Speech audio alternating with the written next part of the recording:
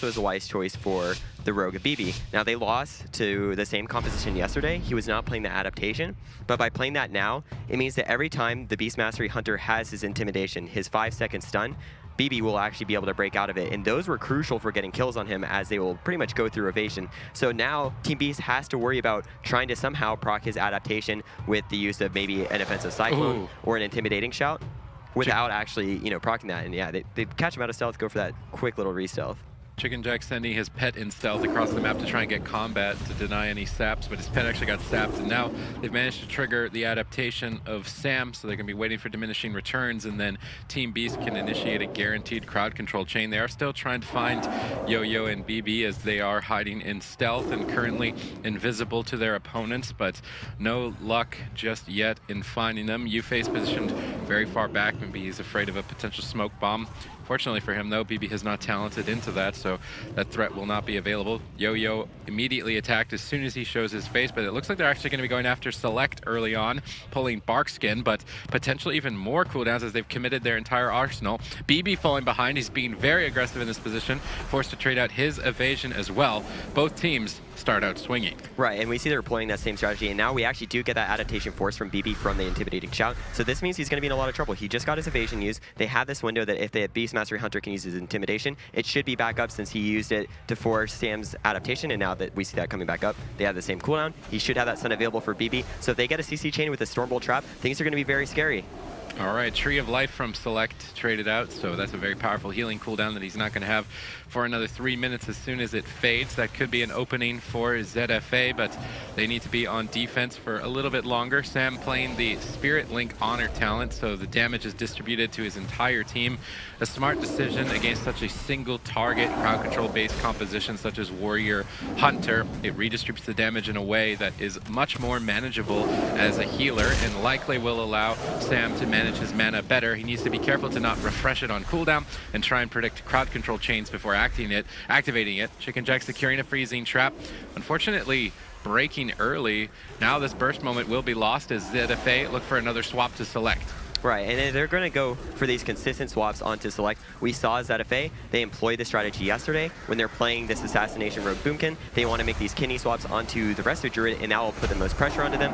The rest of Druids normally can keep their team relatively safe against this kind of composition, but where they fall behind is when they get those hard swaps onto him, and that's where we're going to be looking for those kill windows. Now, unfortunately, a mistake is made. They use the DR kidney shot from BB. They're still staying on this target, and I think this is where things are scary. They have the full intimidating shot. They have an intimidation stun onto BB. They have a freezing trap. DR Stormbolt comes out. BB has no vanish, no evasion. They could kill him here. They have the CC to follow it up, but the Spirit Link does get used. The Riptide is back up onto him, and BB is staying low, but he should stabilize. Yeah, BB with a nice defensive play there, jumping back to his healer's line of sight, realizing that how dire the situation was.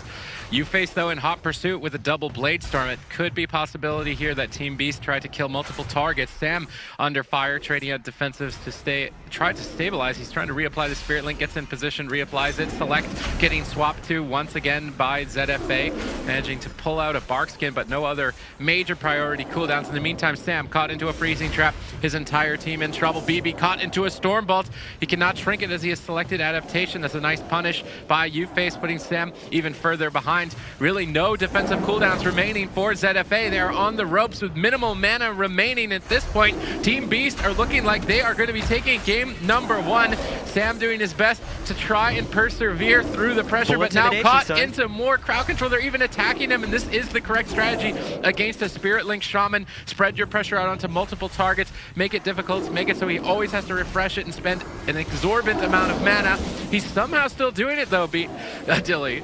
Yeah, and I actually love the strategy this KFC is doing. The Hunter's using that multi-shot. He's trying to get the Beast Cleave, trying to get that AoE damage as much as possible. U-Face also using those Blade Storms, trying to hit everyone as much as he can to try to take advantage of the Spirit Link choice. We have Sam getting so low on mana. They get a nice pummel onto him, trying to finish them off. Their health is getting lower and lower and lower, and it's shared as a team. So even if no one is at 2% health or anything like that, they're all rotting at this point, and it's going to be extremely difficult for Sam to recover his teammate. They have the full bash onto BB, get the adaptation proc here. He has Vanish only as his last line of defense. They have that blind being used defensively onto UFace, trying to make that swap onto Select. They need to finish him off, but he still has his Gladiator's Medallion available, and I don't know if they can kill him. They use the Solar Beam, though. He has the Bark Skin on himself. DR Garou comes out. Tree of Life is forced from Select. He needs to live here, and his team can win the game. Oh, I don't know how many times BB survives at 1% and then pulls off a miracle, so I would like to say that he's going to be going down, but it's impossible to predict with him. He just hangs on by a thread. Select is unlikely to fall with Tree of Life activated. His entire team back to full HP. Sam has been against the wall for the better part of the past 2 minutes,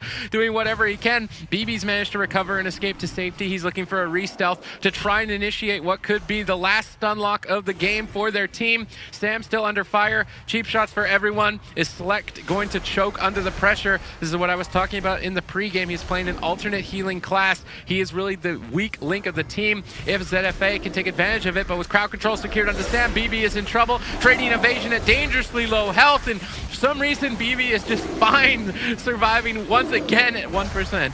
BB just pulling out miracles consistently, making sure that he can just survive at that low HP. He knows Sam is going to come out, get those Riptides to save him, and Sam is just playing absolutely beautifully. I have to give him a lot of credit for the reason that BB is living. They get these high CC chains. He seems so comfortable that his healer is going to save him. He'll have the Spirit Link for a little bit, and he knows the Riptide heal is going to top him off. Now I think they're swapping a little bit more of that pressure onto Yo-Yo, catch him with that full Intimidation Stun, forcing him to use that Trinket. He knows the situation is dire. They're trying to burst Select with that Incarnation from Yo-Yo. Select really has nothing left as far as healing cooldowns. He just has that Bark Skin being forced onto himself. He does have the Iron Bar coming up in 12 seconds, but he has no Tree of Life and no Innervate. They need to really try to get this kill right here, but there's that full interrupt. Full bash goes out of BB, and he could go down here, getting himself tied up just barely with the Spirit Link being used. Riptide healing coming out. Yo-Yo going for beautiful Cyclones. Bash goes onto UFace, Kidney onto him. Out of that, they're trying to do as much CC as possible to peel, but Sam could be the one to go down here, but no, he gets the Riptide shield on himself. He's at 10% HP, getting himself barely topped off. Full trap goes out, forces the Intimidation. Sam is trying to keep his team alive, but he can't even refresh the Spirit Link at this point, and this is where things are super dire for them. They go for the cheap shot to Select, trying to get the cross CC out, but ZFA is falling further and further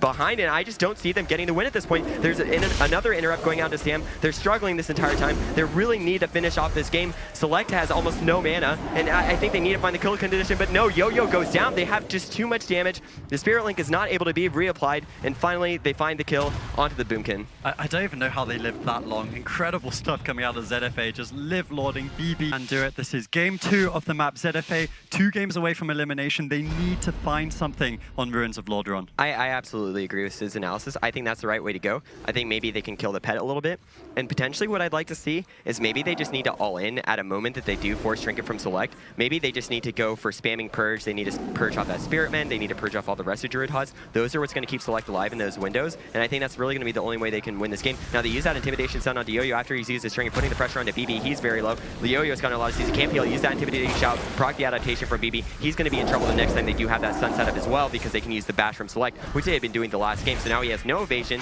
He does have that Vanish available, but he does have no adaptation. And Sam is being very patient here, holding onto that Spirit Link talent, trying not to use it as much so that he can conserve mana. And I think that this is the right play to do, especially now that Select has that Tree of Life active with the Innervate.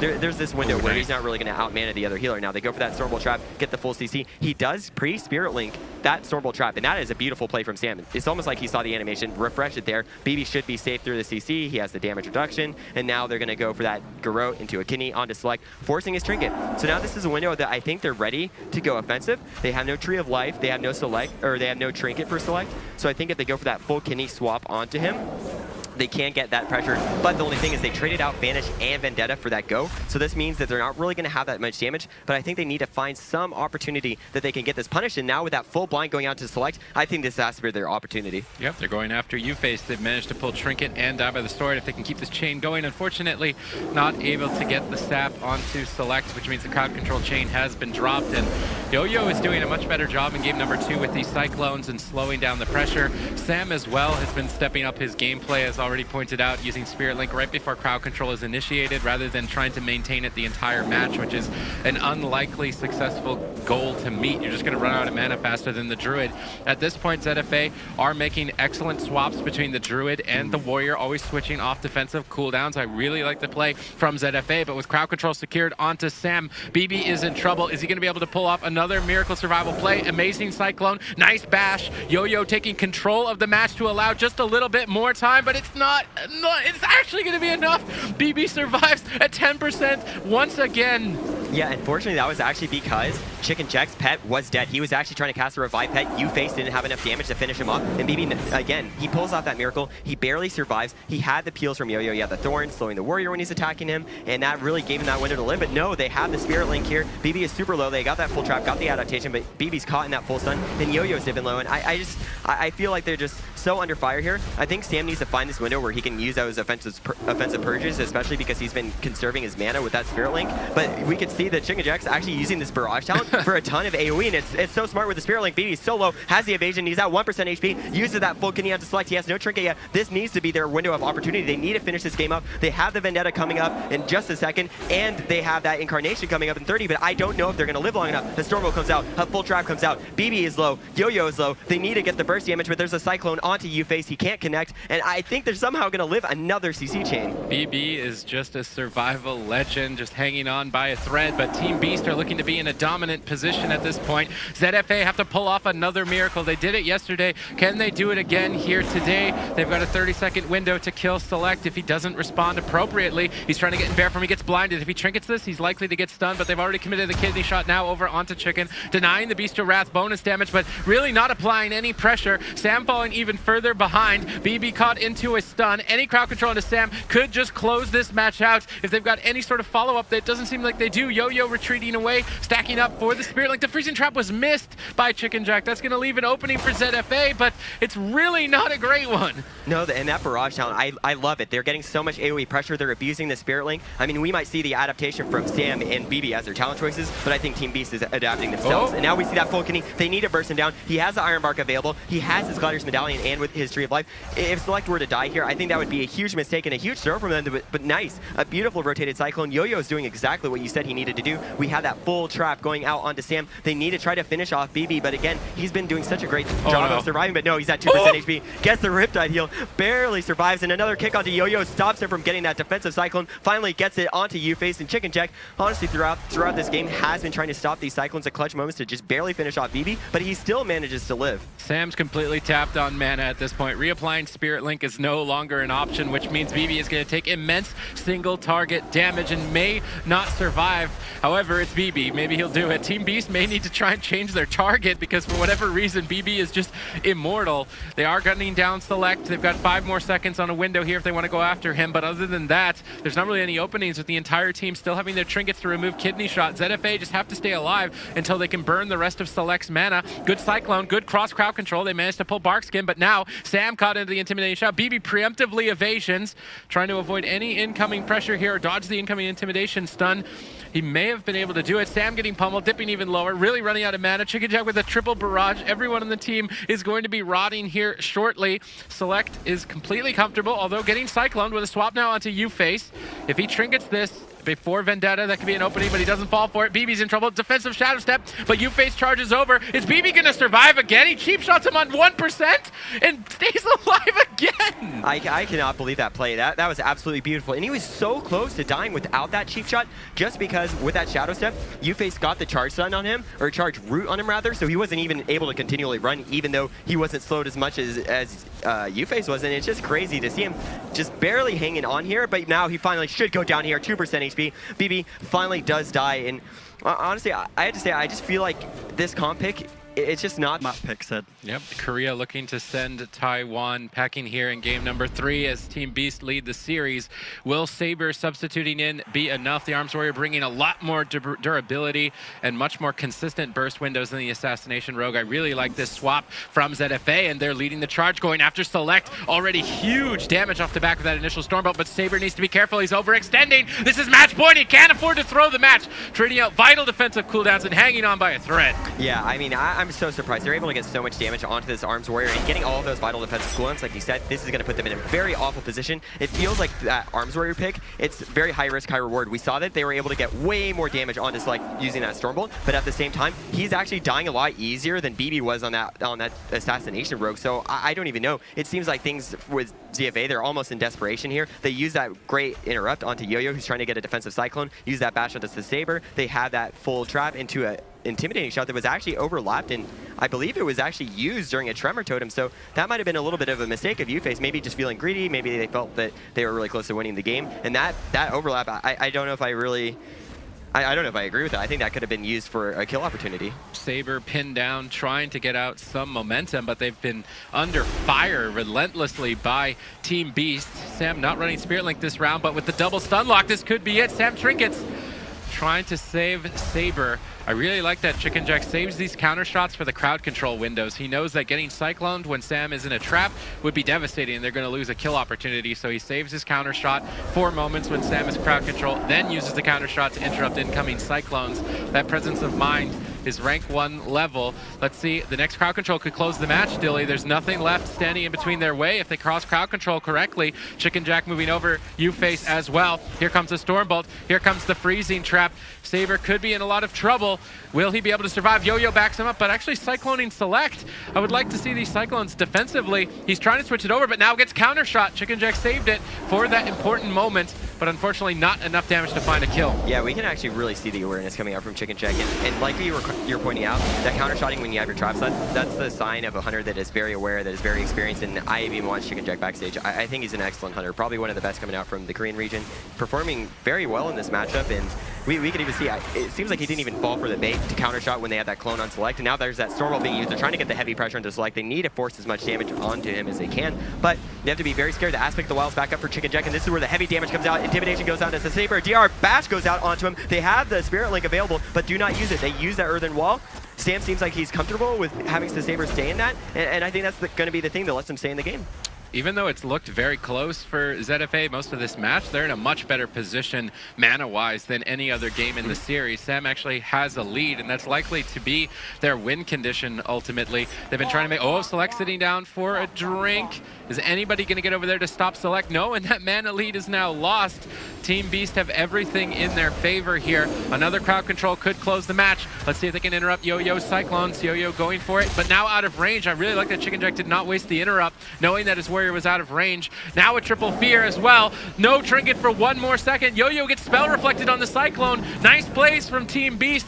Perfect execution. That's going to bank them a Spirit Link totem, a vital defensive for ZFA to survive in the future. Yeah, Team Beast are looking like absolute monsters this game. They're just playing so well, dominating ZFA the entire game. They're trying to get the pressure. I think they need to get something onto maybe Chicken Jack instead of Select, because every time they use that Stormbolt into Select, they get him low, but they don't really force any defensive cooldowns. He's sitting comfortably here. He got that drink, like you said, to give him a little bit of that mana lead again. Now with that Stormbolt full trap going out, Intimidation Sun onto Saber. He does have that die by the sword. He does have the rallying cry, but he gets bursted down in this bash. Has to use that die by the sword, and I mean, I think maybe he could have just gone for that a little bit earlier, tried to hold on to it. He could have died in that bash. Yeah, and now they've got a trinket from Sam and a die by the sword from the warrior, which means there's a strong potential of death in Saber's near future. They make a panic swap to Select. Do they have enough damage to pull off the miracle? Select will be jumping into Tree of Life and gaining a lot of instant cast healing, coordinating that with Innervate to make it free as well. I like that combo. It's an immediate recovery. Here comes the crowd control. Freezing Trap gets War Banner, I believe, though. Nice War Banner from Saber. This was the setup that could have ended the match with that preemptive play. He keeps his team in the fight. Right, and I actually like the Chicken Jack. He did have his Aspect of the Wild backup, which is going to be your main burst as a Beast Mastery Hunter, and he actually held onto it immediately once he realized the trap didn't land.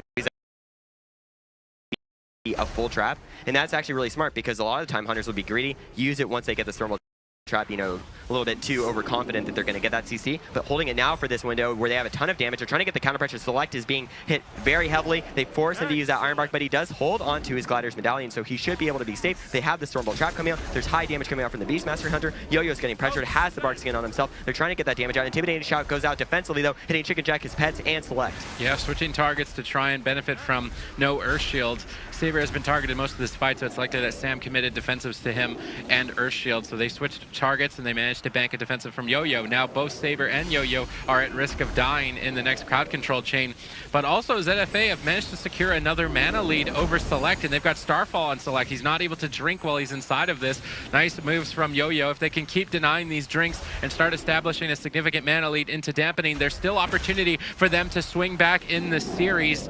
We see Sam getting counter shot, which means Yo-Yo will be free to spam out Cyclones, but they're trying to gun down Select.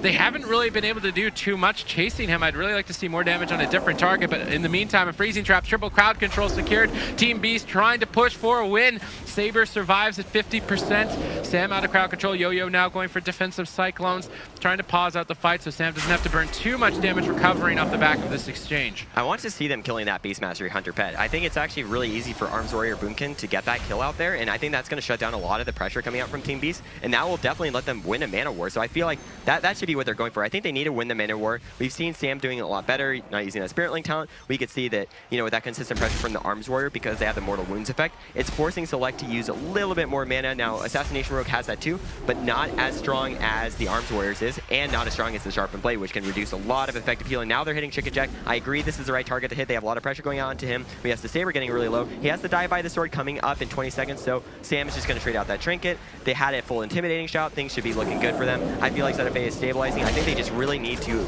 try to go into Chicken Jack, try to kill his pet, especially if they can force the aspect of the turtle and then kill his pet. It's going to be very difficult for him to reliably get one back up. This is the winning strategy from ZFA, to go after Chicken Jack and try and Cyclone Select, but it might be a little bit too late. And being on match point, if they'd been executing this strategy from game one, they could have actually been up 2-0 in the series. There's a lot on the line. Are they going to be able to handle the pressure? Crowd control traded out for Team Beast. They don't manage to have the War Banner, and Yo-Yo's in execute range, ducking for cover around the corner. Renewal bounces his health back. He survives this crowd control chain, but the next one is likely to close the match. Yo-Yo activates Incarn. They need to pull off a miracle, but they're going after Select, and I don't like this trade. I feel it's not likely that he goes down. Maybe.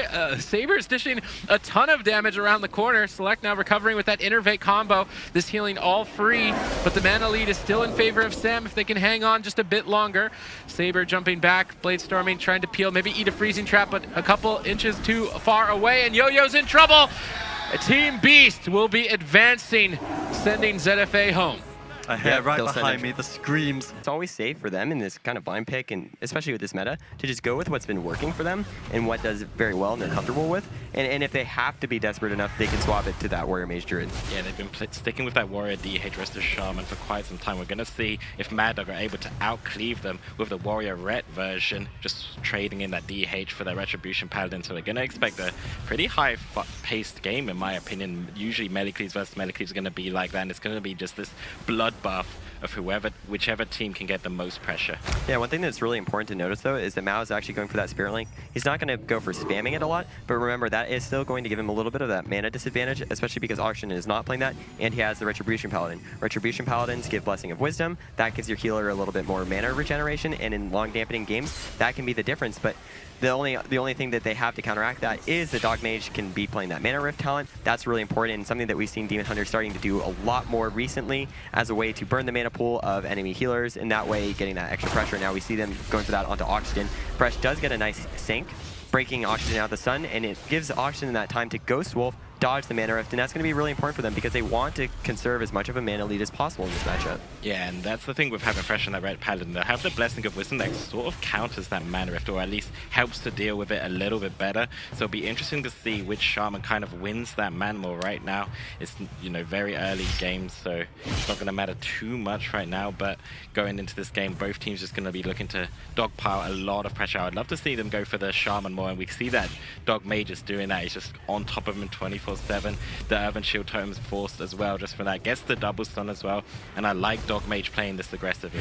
Yeah, and I do like the preparedness that Mad Dog has. They were going up against Unitas, who was really comfortable playing that Demon Hunter, that Boomkin composition, and it seems like they have this strategy with the Ret Warrior that is actually able to counteract the meta. So maybe if Ret Warrior isn't necessarily meta, if you have something that can counter what's extremely popular, you also effectively have a tier 1 comp, even if it doesn't do well into other things. So I think it's a very smart choice from them. We could see that Mao is really struggling on mana at this point. He's at 50% mana. We haven't even gone to that dampening mark. We're not really too close there.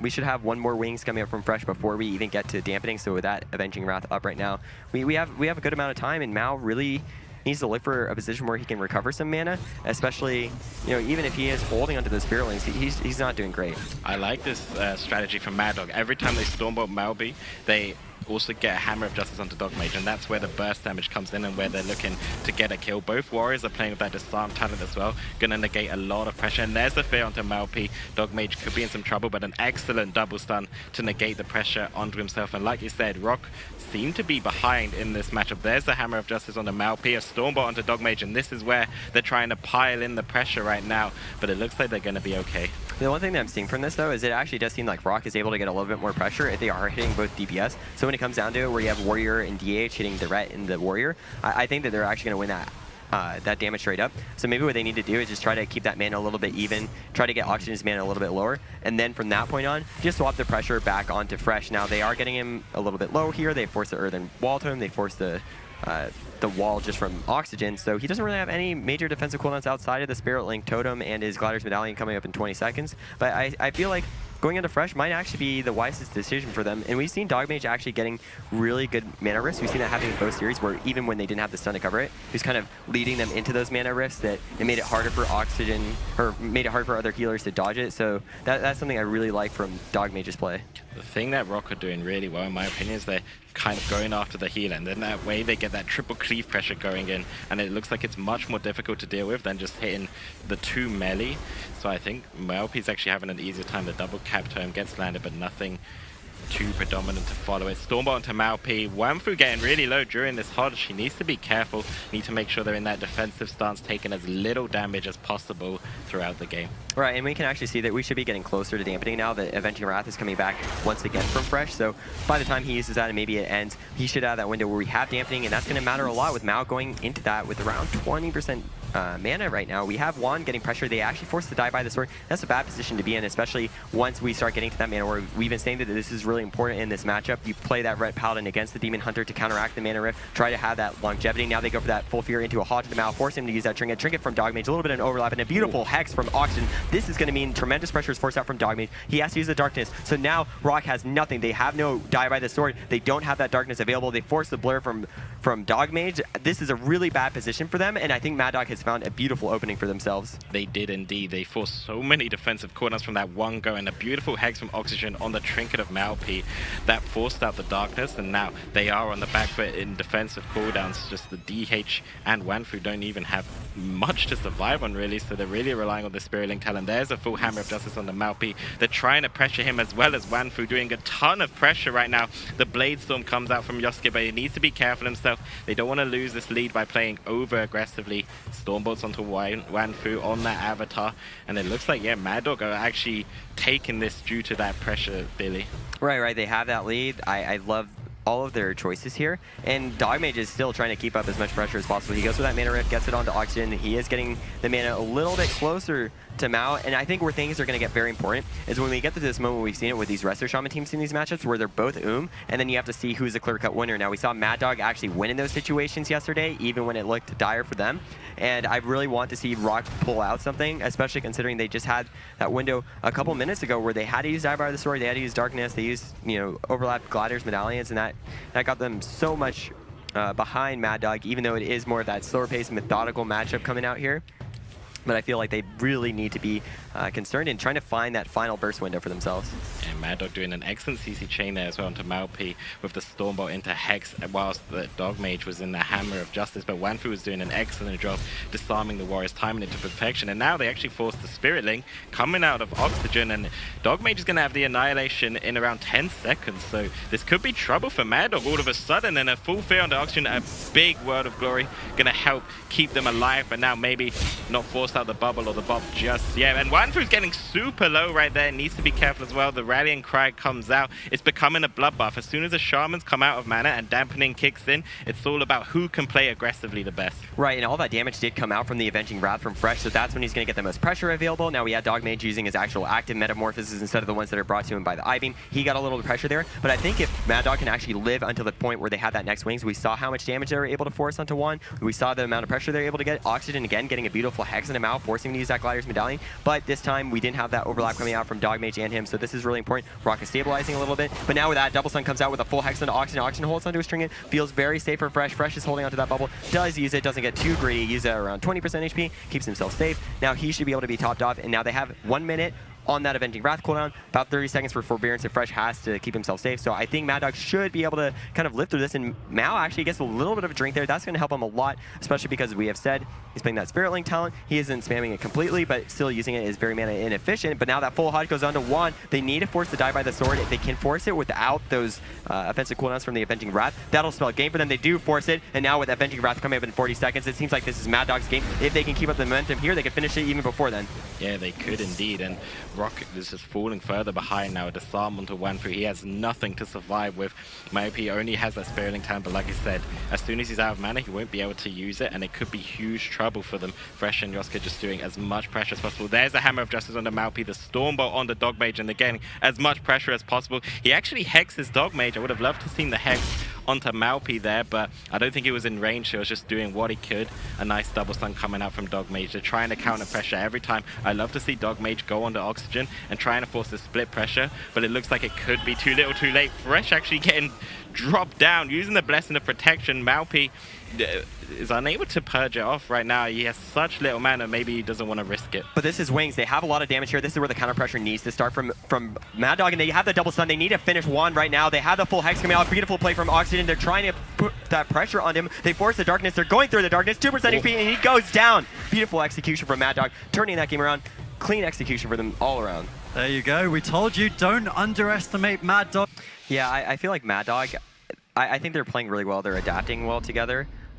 We could see that Oxygen and Fresh, they have actually played together for years, and it's quite interesting to see them do well together. They have a great team with Yosk. I think he was the missing member for a lot of them. They would play on the Australian region, and they wouldn't really have a Hunter player that was up to par because Yosk would still play on the North American servers. Now playing with them, excellent addition because Yosk also plays that Warrior phenomenally. He plays the Prop Paladin if he ever needs to bring it out. He's probably one of the best Prop Paladins in that scenario, but he is obviously holding it for, you know, whatever desperate situation. I still think that they're doing really well, and I think Rock's pick is what's probably going to put them behind outside of what you're saying, using this map so that they can get that extra cleave pressure, because I think they really need to work on getting that cross CC in a way so that they can secure those mana rifts and making it so that Fresh can never really break those out, because that's the only way that you're going to go through that Blessing of Wisdom. You have to consistently get your mana rifts, and if you ever get in a situation where you're missing them due to a Sanctuary, then that's when you start to fall behind. Now Mao doesn't go for that Spirit Link Honor talent this time to try to be as mana efficient as possible, and that's what this game is going to come down to. Yeah, we'll see if that pays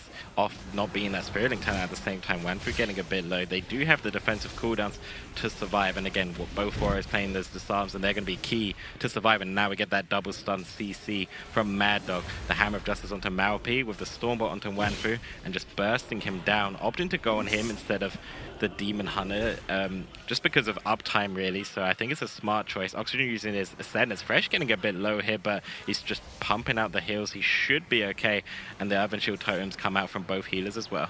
Yeah, and that Ascendance is up. That should keep them a little bit topped off. Now, the one thing that I do like maybe is hitting the Warrior instead of Dog Mage with those stuns, just because Dog Mage has that adaptation. So I think the only times they really want to touch him is when they know that they're going to get that good clean CC. Now they force Dog Mage to use his reverse magic onto Fresh, and that they're actually turning around the pressure on him, forces Bubble with a really clean turnaround right there. I think maybe that could have been a mistake, going for that Hodge at that moment, because that gave the opportunity for them to use that stun to get that counter pressure. And every time Dog Mage, we've seen him do it again and again, he uses a reverse magic, but he actually will cover the healer with that at the same time, and that is the smartest play I've seen from many Demon Hunters. They use that to turn it around onto their opponent, force cooldowns, and get the bubble from Fresh. Yeah, Dog Mage is doing that excellently. If they hodge someone else, then he's just going to reverse magic them, so they really are forced to stun him, and they're doing a lot of pressure with this. And again, a stun hex into a fear onto Malpi. Dog Mage going to be in trouble. He has that death from above if needed, but he pops down the darkness, which is that big defensive cooldown out of the way, as well as the Earthen Shield totem coming down from Malpi. So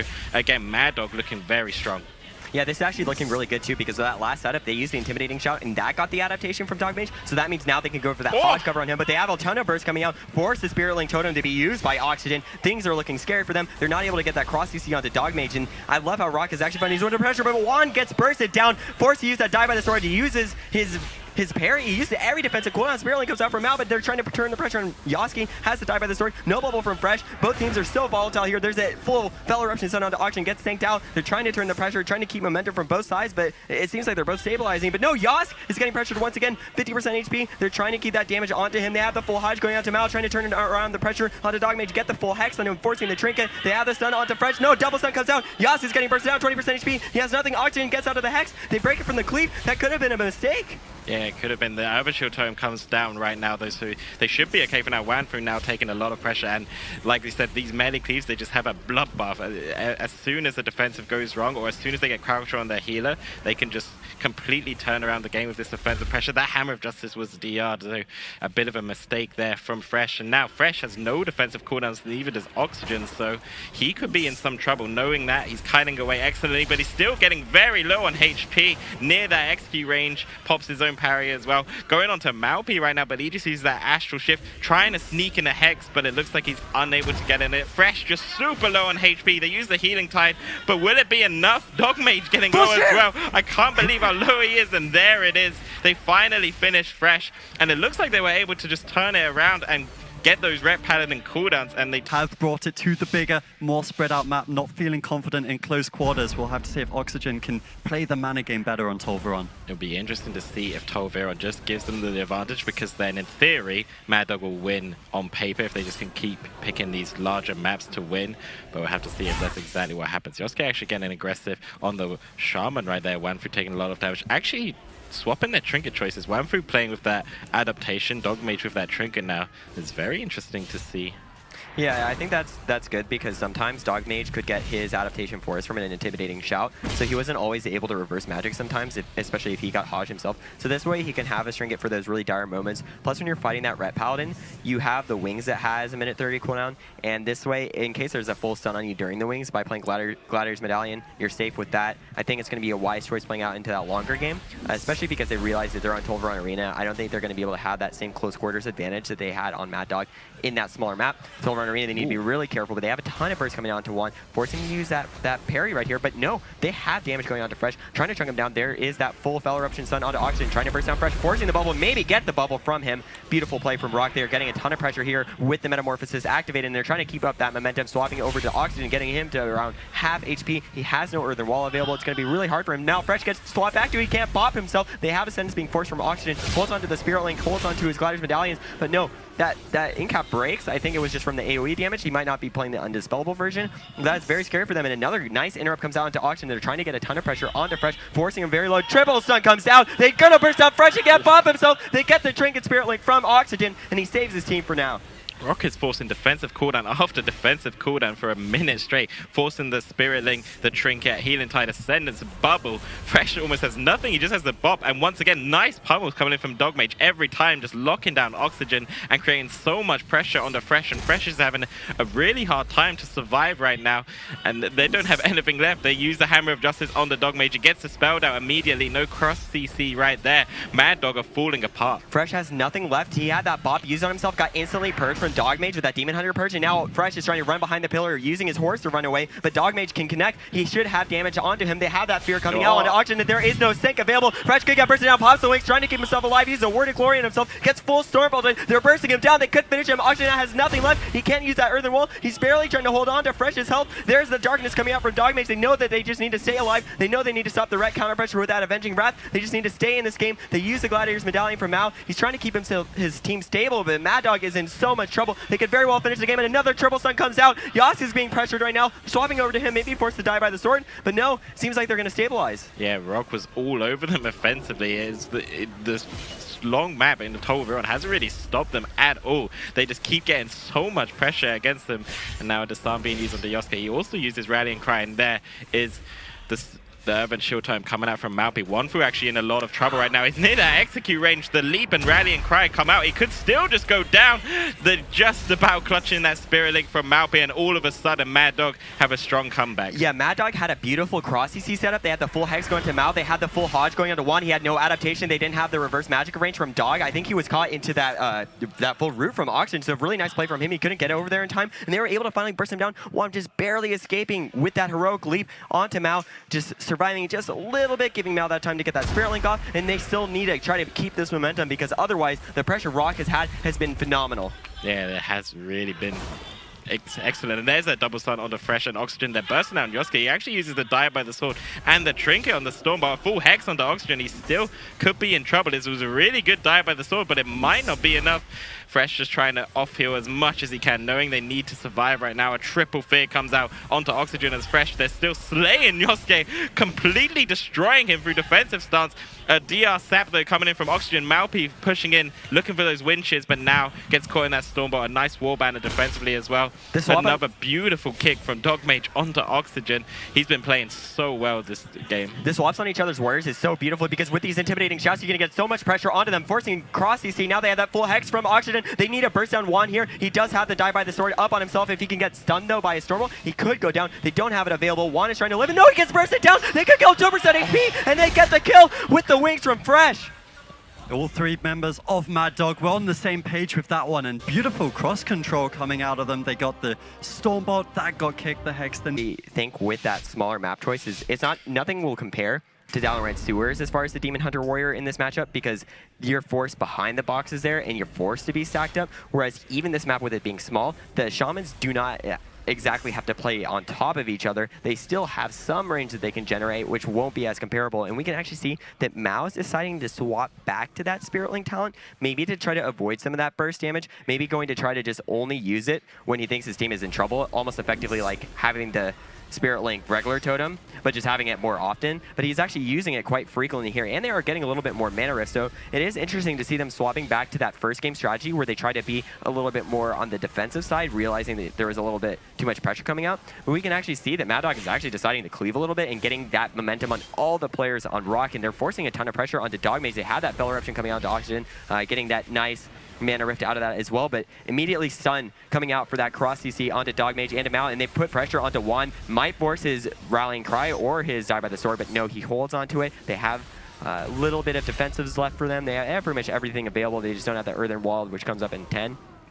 But they have the Darkness, they have the cooldowns. They should be able to stabilize themselves. And what they really have to be worried about is in a minute when that next set of wings comes up from Fresh, every single time we see that happen, especially once the games get longer and longer, that's when things get super scary. Yeah, it can get very scary. And the Spirit Link actually comes out right away from Oxygen as well as the Ascendants right now. So huge burst pressure coming in from Rock there with that Warbreaker. Wanfu not only playing defensively well, but playing offensively as well, getting those defensive cooldowns. And Fresh in so much trouble here. The Imprison coming out onto Oxygen. It looks like he's going to actually force the bubble with that. So again, on the back foot, Mad Dog, but at the same time, they are ahead on mana. Right, and they actually were able to force the Darkness with that counter pressure. They got that full Fear into the full Hex, force the Trinket out from Mal, get him in the full Hodge. Dogmage needs to get there for the reverse magic, but he doesn't. He gets Stormbolted, he gets the reverse magic late. They have the Fell Eruption again to cover Oxygen, trying to get the pressure on Fresh, who has no bubble available for himself. In about 5 seconds, he should have that Blessing and Protection available with that Forbearance falling. He should have it up for himself, but they can purge it off. So if Dogmage can connect, he is disarmed right now, trying to keep that momentum going. He's near Oxygen, trying to get a little bit of those mana rest, but Fresh has the wings back up. Now the pressure should turn in their favor. They have cooldowns left from Juan, but if they can pressure Dogmage, he has no Darkness available. They need to be very careful. They have the Spirit Link being repeatedly used to try to stop them from getting that extra damage output, but that means that Mayo is using pretty much all of his mana pool, and if they don't win the game quickly, this is where they're going to fall extremely behind because they're using it as like an all-in out of desperation. Yeah, they are, and they use that Urban Shield Totem as well as the Spirit Link to just deflect a lot of this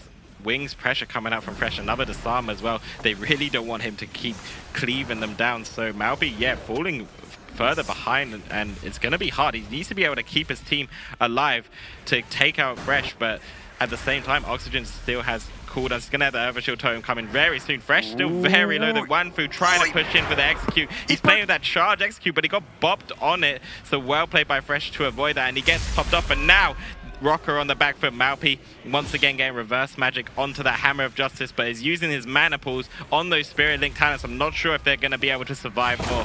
They have the earthen wall here, so this is the last line of defense for Fresh. He has no blessing protection. He gets interrupted on his heels. He's trying to keep himself stabilized, but they have so much momentum right now in the favor of Rock. And they have Avatar coming up in just 5 seconds from Juan. I think if they go for a burst window here, they have that full Hex into auction. He does have the Gladiator's Medallion available, but they still have no real defenses for Fresh, so if they can get another burst setup, it's going to be scary for them. But no, they turn around the pressure. Double stun comes out, trying to get the damage onto Mao. Triple fear comes out. They're getting the damage onto Juan instead, trying to force his die by the sword, potentially, but it's not happening. They don't have enough damage at this moment. They have the Spirit Link active from Mao, so that's what's going to keep him stabilized. He has so much damage reduction that way, but this is forcing Mao to use so much of his mana pool. We can see the difference. Dampening should be starting in just a moment, I believe, by the time this next set of wings comes up, and that's when things get super, super scary, because Oxygen has about half of his mana pool, while Mao has nothing left, even with him being a little bit conservative with his Spirit Links. Yeah, he has been very conservative, but yeah, like you said, completely out of mana very soon. The Stormbolt used onto him, Hammer of Justice on the Dog Mage. He has the Trinket if needs be, but a full Hex is secured. Surely he needs the Trinket. They're going to be in so much trouble if he doesn't. Dog Mage and Wampa getting super low. The Die by the Sword comes out right now, saving his Trinket, but again, a huge defensive cooldown. But now Fresh taking so much pressure. Oxygen having to Trinket Ascended Spirit Link against once. He gets full Hex. Such a bloodbath, and he gets full Hex. Fresh could be in a lot of trouble now. All of a sudden, the tables have turned. Yeah, and that was the end of the wings right there. He's using everything for himself. He's trying to just keep the momentum going onto Dog Mage, but if they get another cross crowd control, that's going to be huge for them. They go for the Stormbolt. They should have the Hodge back up, but no, Fresh is disarmed. He's not able to get that much damage output. He's trying to run away. They use the defensive disarm onto Juan. They get a nice cap totem coming out from Oxygen, trying to get that pressure onto both DPS. Stormbolt goes down to Fresh. They get the fellow eruption onto Oxygen. Cross CCing him. They need a burst, and they need to get the Hex coming out, but they do not have a follow-up Hex from Mao. Mao's pushing up. He's trying to get CC onto Oxygen, but no, next year, and they might turn it around and kill Juan. This could be it for Rock. They stay in the game. They're trying to keep the momentum going, and Oxygen has been expending all of his mana. He has nothing left. They have Ascendance available for Mao. He's trying to keep his team in the game, but it's just so scary for both these teams. A beautiful triple fear from Yas comes out. They could burst out Juan. They can't apply the Spirit Link. They have a Riptide coming out, saving his life just barely. Dog Mage low. Juan is low. He has the Avatar trying to get the cross pressure. He has the defensive fear going out with a nice full Fel Eruption onto Oxygen. They're staying in the game, but they're so low, and they have wings coming up in 40 seconds. They need to be so careful. They need to end it now. Both healers out of mana. 4% dampening. The Overshield totem comes out as well from Malby, and those totems are just so good for them to survive. I mean, like you said, Dog Mage and Wamfu were super low, and the Overshield totems are just about keeping them alive, but both healers are completely out of mana. A nice Hex on the Malby. This could just be it. Wamfu's surely going to go down here. Beautiful pills from Wamfu with that disarm, but it's not enough, and that means that Mad Dog do take this 3-1 with that Warrior Retribution. Duration Druids likely not actually talenting for Cyclone and focusing more on just healing output and avoiding crowd control and staying far away from the fight. Iroh, Nux leading the charge, actually going after Dol Gang Swag earlier on. Iroh trying to bait them around the corner. Lisura going for a double stun lock. Grounding totem for that freezing trap. Well played by Iroh. Yeah, those grounding totems are going to stop those freezing traps, but Iroh in a lot of trouble already. The Beast Giraffe, Avatar, and Warbreaker coming out, so huge offensive pressure right now from Give It onto Iroh, but they didn't even proc the Ethereal form, and like you said, that's going to immune a lot of damage. All right, it does appear to be the Warrior as the primary target for both teams at this point. They don't really care about the lack of defensive stance. Curious to see who ends up going down first. Gossing actually playing the Wild Charge, jumping in to bash Iroh. Look for these. Volchuk may have shadow melded the Stormbolt there. I believe he was able to avoid it and dodge the freezing trap as a result. Gronks have great defense initially, breaking up 2 crowd control chains already. Yeah, Gronks are playing this very smart, in my opinion. They're just choosing to go on that Warrior play defensively, and then nearly taking Dolgang Swag already. The Ironbark and Thorns come out, as well as the Radiant Cry. He might just die through. The Die by the Sword now as well. Huge defensive overlaps right now, all because they didn't use it earlier. The only thing I didn't really like from that exchange is that Nux committed his intimidating shout on Gossing during a moment where it was very unlikely that Dol Gang Swag was going to go down. I think Nux was better off saving that for the next crowd control chain. Now, Gossing doesn't have to worry about that threat. It's going to give him a moment to breathe through the rest of this sustained pressure. Disarm on Nux, buying more time for Give It to recover, but most of this match has been completely in favor of Gronks. They're getting really nice outplays on the crowd control chains, breaking it up and dealing tons of counter pressure, forcing defensive overlaps, and Gronks are looking well-rounded. Volchuk into the Stormbolt, Iroh getting getting in position to potentially grounding another freezing trap. Great teamwork between Iroh and Volchok. Iroh playing with these defensive honor talents, the grounding tome and the ethereal form, is just going to be a brick wall for Give It to break, and I feel like this will come down to mana, which Volchok is behind on. Nux also taking quite a lot of damage. Galsing coming in for a bash right now, full fear on the Volchok, but it gets tremored, so that allows Volchok to Ironbark Nux, and he should be okay for now. Yeah, that disarm onto Dolgang Swag should stall out the damage long enough for Volchok to recover. Dolgang Swag, though, overextending, look for a double stun lock. Finally, a freezing trap secured, but I believe it was war bannered by Nux. Great war banner, breaking up another crowd control chain from the team of Give It. Gronks on fire defensively, showing that they can both play aggressively and defensively in the current meta. Nux getting disarmed on his avatar, very well placed by Dolgang Swag, slowing down some of the pressure. Counter shot onto Volchok. Not really enough to force the ethereal form, or at least unlikely. Iroh retreating away. Tranquility from Volchok, stacking up more heal over time effects. Here comes a freezing trap. Iroh's grounding totem was 1 second too late there. Finally, some of the defense is starting to crack for the Gronks. He had to use that ethereal form since the grounding totem wasn't timed enough to get that freezing trap, but that ethereal form is going to make him immune. My only problem, Sid, is that if they're playing this too defensively, I'm not sure if they're going to have enough pressure to force Give It defensively and to win on mana, which could be a huge downfall for them. But Iroh getting bashed up really low on HP. The Ironbark has to come out from Volchok there, and also the Trinket as well. He could ground in this trap. The Stormbolt is out on Volchok, so I would love to see that. Yes, another beautiful grounded totem coming out from Iroh. Yeah, their defense has been great, but like you said, their pressure has been lacking since that big moment earlier in the match where they forced multiple defensive cooldowns. They haven't really shown any signs of life since then. Iroh is falling behind. Volchok is running out of mana. Full intimidating shout gets tremored by Iroh. Good support, breaking his healer out of that crowd control, trying to stabilize, but Dolgang jumping into battle stance, boosting his damage. Iroh able to duck around out of line of sight. Volchok into the Stormbolt, grounding totem available, but unfortunately missed by 1 second. This could be an ethereal forced out. Iroh just mashing out those healing surges to sustain himself. Now trying to catch Dolgang Swag behind the pillar with that sundering. Tons of burst.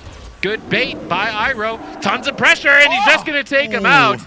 Well played by Iroh, putting Dolgang Swag into a bad position and completely punishing him in those final moments. 200 IQ play coming in from Iroh there, bringing the Gronk strike first blood as they are 1-0 in the series. Give It looking to bounce back on Ashamains. Yeah, and Give It will need to give better defensive cooldown usage if they need to survive, and then they might be able to take this, because I feel like Gronks may be playing too defensively. Having the grounding and the ethereal makes him lose out on some damage, and right now Give It are having an explosive start once again with the double stuns coming out, huge burst pressure onto Iroh, but it wasn't even the Bestial Wrath, it was just that wall breaker pressure from Dolgang Swag, forcing the Ironbark and the Thorns as well. Iroh popping that Ascenders, trying to get some counting pressure, but it looks like if both Druids are free, they're going to keep their teams alive. This is Ascendance from Iroh. This is a big boost of damage on a 3-minute cooldown. If they don't force major defensives, it's going to be devastating, and it looks like Gossing was able to handle the pressure, not even having to trade Ironbark. Give It are going to get a significant lead to play aggressive now in this position. Iroh is likely to have to constantly retreat away. He's staying next to Volchok in range for Grounding Totem on Freezing Trap. We have to wait to see when Dolgang Swag wants to commit that Stormbolt. Lisora in center field moving forward. It looks like they're getting primed and ready for this Stormbolt. Iroh with Grounding Totem down to deny it. They need to kill that off. They land a double intimidating shout, but unfortunately breaking to the damage. Tremor will break Volchok out of that crowd control chain. Lisora still moving forward. He might look for a freezing trap off of thin air to try and get some extra burst damage here. Even without it, Iroh is under fire. Intimidation stun holding him in place. Volchok taking a quick breather to recover through that burst. It looks like both teams are kind of playing defensively. Iroh not trying to push in. He wants to be by those pillars in case he needs to line of sight. He wants to be in range of the grounding tome all the time on those freezing traps. Whereas Lisora as well, he's struggling to really push in. He doesn't want to overextend and be vulnerable to a swap, but it looks like he's trying to get aggressive now, maybe knowing that he needs to try and stay on top of Volchok to get those traps. That Shadow Meld on the Stormbolt. Volchok is ready to take this series, now sitting in stealth and maybe even trying to go for a drink. I would like to see Volchok go for more drinks because mana was not in his favor for most of that last match. Trading Ethereal to get a full mana bar seems like a fair trade to me.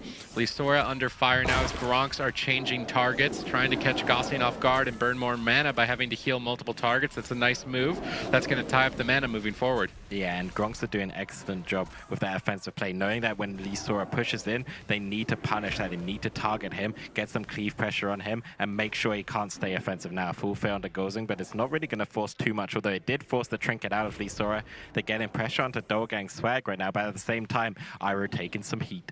All right, Volchok trying to heal through the pressure. This isn't even any offensive cooldowns from Give It, and they've got Iroh on the ropes. No grounding totem. Unfortunately, they killed it off right before landing that. That's great crowd control from Give It, putting Iroh even more behind. This could easily be ethereal form. Volchok is trying to hold on to it, be greedy, but it might cost him his life. He's trying to get out of line of sight, kite away from the pets and avoid the damage. Iroh chilling behind the pillar. Gossing, in the meantime, maybe looking for a drink. I love that he took the opportunity when his team had aggressive pressure to go for a drink. That is some high-level healer decision-making by Gossing. That gets his team a massive lead. It seems like both teams are trying to out-survive the other, and right now Give It, like you said, Sid, taking that massive lead, getting that drink, and holding on to those defensive cooldowns. And Volchok going to have that Iron Bark very soon. They're looking for those traps once again. I believe that it actually lands, or it nearly got grounded, but unable to get it now. Full fear as well, but Iroh is going to break that with the Tremor, which is a nice advantage to have with the Shaman. All right, Ascendance popped. Iroh needs to get work done with this. Either get a kill or force a lot of major defensives, and so far, it's not looking too good. He's actually the one on the back foot, caught in center field from that vortex of Gossing. Stun locked. He pre-etherealed the stun, though. Well played from Iroh. Volchok trading that ethereal form to drink and get full mana almost. It's a nice play from the Gronks, moving into the late game. That Ethereal is paying its weight worth in gold, just allowed to sit in that, immune every single ounce of damage coming up from this KFC and allow him to drink, but at the same time, Nug's getting low. Volchok's ended up having to use his trinket there to keep him alive, but no defensive cooldowns really used right now. Dolgang also taking a lot of pressure. There's the fail on the Gelsing, but he pre-Iron Barks it. An excellent play coming out from him on that Resto Druid. Yep, top-notch level play from the #1 seed of Korea, Give It, and the #1 seed from Australia and New Zealand, Gronks. These two teams are the best of their respective regions, and they are really showcasing it here today. Dolgang Swag on the back foot, as well as Iroh with a counter shot secured. Really want to see if Iroh can successfully grounding totem the next freezing trap. If he is unable to, and Intimidation is available, it's very unlikely that he survives. Here's the Stormbolt. Lisora needs to land it. They've secured it, but War Banner from Nux. MVP play, reducing that incoming crowd control. Gronks now surviving that attack are looking to get aggressive. This is what I like to see from Gronks. Iroh just at that pillar, ready to line of sight and kite as soon as needed. But at the same time, this gives Give It an opportunity. Gozing just abusing the fact that they play so defensively to get these drinks, and that could just backfire for them, Sid. They're switching targets, trying to catch Volchok off guard and spend more mana. Switching targets against the Resto Druid is a great strategy. If you attack the target without Life Bloom, which is the most powerful heal over time effect from a Druid, he has to restack it on a different target, and if you switch during crowd control, he's not going to have that heal over time effect. So great strategy execution from both teams against this Restoration Druid. Nux trying to get some pressure with this Blade Storm onto Dolgang. Now Dolgang reversing it with sweeping strikes. He's going to be doing a lot more damage with 2 targets stacked up. Volchok very low on mana. Gossing, nice Shadow Meld again. Volchok's Shadow Melds in this series are definitely MVP. He's been on fire with that Shadow Meld binding for sure, getting immune in those stuns, so that's an excellent job. And now full fail on the Ghosting again, but they're unable to get too much pressure. Lisora just trinkets out of that, starts jumping away. It looks like he'll be able to kite and survive for now, but a Hex also followed up onto Ghosting. Excellent kiting from Lisora there. Lisora trying to flare out Volchok as he was going for a drink, and he actually managed to get a mana lead. Moving deeper into dampening, it's going to be a risky gamble to go for more drinks into the late game, and that is going to allow Gronks a lot more breathing room. Dolgang Swag on the back foot, but they are leading the charge with the double stun combination. Grounding Totem already used, and unlikely that Lisora will be able to secure a freezing trap, which will mean that Iroh can now get aggressive in their face and start to force this mana lead even further. Nux getting swapped too. Give It trying to throw Volchok off by switching targets, and Nux does not have that ethereal form, that low cooldown defense. So if they make a swap and catch him in a stun, he could easily fall. Gossing into the Stormbolt, his Nux is trying to get some pressure with this Bladestorm. Iroh committing that Ascendance. Once again, his first 2 Ascendants in this game have done basically nothing, and this 3rd Ascendance is looking to do the same. He gets shut down by Dolgang Swag, and these Ascendances have not been high value, Joe. They haven't indeed, and it's very, very unfortunate for them because Golzing's just been able to out-hit. Although he is getting low on mana, he needs to drink, but at the same time, Iroh's just playing so defensively. He really doesn't want to die, and these drinks from Golzing could just put them on the back foot. Voltrik having to use that Iron Bark right now as well. When it's a 2v3 situation, it just feels like Dolgang Swag and Lisora are able to just do a crazy amount of damage and CC by themselves. Again, Iroh's super low. Surely the Ethereal has to come out. The Tremor comes out, he gets stunned on it, but he does get that Tremor off just before. That stun was 1 second faster. That could have easily been Volchok's trinket, and now Volchok is on the ropes as Gossing was able to get a drink during that aggressive pressure. So basically, whenever Givet's team has momentum, such as this with Iroh low health, Gossing sneaks away and gets a drink, knowing that the enemy team can't push forward and deny that mana regeneration. And it's very good awareness, and it's allowed his team to have a significant edge now moving into the late game. Iroh in almost an unrecoverable position. If this freezing trap lands, no, Iroh denies it. Great teamwork between the two, but they are inevitably falling behind on mana if they don't get a kill soon. Iroh dipping into execute range. He's trying to be greedy and hold on to that ethereal form. They need to hold on to it and trade it for a drink on Volchok. Volchok going for an aggressive play, bashing up Gossing, trying to create a window of opportunity, but it's Iroh that's still on the back foot, forced to trade out that vital ethereal form. There's a 24-second window where Iroh has basically no defense to stay alive. Dampening is ramped up very high at this point, and Volchok is on the ropes. I'm not sure if he's going to be able to keep this going. Mashing out those regrowths. The next Stormbolt could close this out. Waiting, there's the Stormbolt. Shadow Meld. No, he wasn't able to Shadow Meld it. That's going to... Oh, the Freezing Trap as well, but it gets Warbannered by Nux as they do everything they can to keep Iroh going, but it's not enough, and this was likely going to be the result of game number 1 if Givet had extended the game as they did in game number 2, and I think we're going to see Gronks start to make some composition changes. Yep. Need this victory. They do really need it, and I can't help but feel like losing maybe either the grounding or the ethereal for a Ride the Lightning or Forked Lightning will give them a lot more extra damage and be able to slay Givet, but we'll have to see if the smaller map helps them connect maybe more onto Lisora, stop Golzing from drinking, and then they may be able to take it in those terms. Dolgang Swag getting a double Blade Storm there onto both Nux and Iroh. Lisora looking to secure crowd control, not able to land it. Volchok playing Wild Charge, jumping to his ally right before the freezing trap landed. Volchok has been doing great avoidance plays as far as these freezing traps are concerned, and the defense of Gronks is almost perfect, really. It's aggression that they are lacking in this series. The sustained damage of Givet is going to overwhelm them into the late game unless they find some opportunities. They could do what they did in game 1, where they bait Dolgang Swag behind the pillar and try and burst him down with Ascendance, which looks to be the strategy so far. Yeah, I would love to see that. One thing to note as well, Voltrik was doing an excellent job hibernating that Basilisk to completely negate that. So once again, I have to commend both of these Druids playing excellent defensively, and it's up to either Gronks or Givet to get that offensive pressure, get those kill opportunities, and win them the game. All right, Iroh committing the Ascendance and getting absolutely nothing done with it. That was the avatar of Nux as well. This is a devastating decision by Gronks to commit those aggressive cooldowns and get no pressure or defense forced from Givet. I could see a game where they bait Dolgang Swag out of line of sight, Stormbolt and disarm him and deny his die by the sword and burst him. That's definitely one option as a win condition, but they're just not implementing it. They're playing this slow, passive, constant damage game, which is playing into the hands of Givet. One thing that Dolgang Swag just did incredibly well right there is during the travel time of the trap to Volchok, as soon as the grounding was down, he was ready and destroyed it before he could even get the trap. And that just completely puts the grounding to waste and puts Iroh on that defensive back foot. And once again, Givet having all this offensive momentum. But right now, Lisora actually getting super low right now. They need to be careful there. And he actually ends up using the toe and the Iron Bark. And all of a sudden, this defensive momentum has swapped. Yep, the map pick was a great choice by Gronks. If they play defensive around those boxes, they can bait their opponents in, and when they're stacked up, they can make swaps, which is a perfect strategy against a Restoration Druid to switch targets rapidly and try and get ahead of the heal over time effects. And that swap to Lisora banked them some major defensive cooldowns, which means in another minute and 30 seconds, Iroh will have Ascendance, and he needs to try and bait Lisora into a bad position and burst him down. It's going to be up to Gossing and Lisora to be aware of this and not overextend into that position and play into the hands of the Gronks.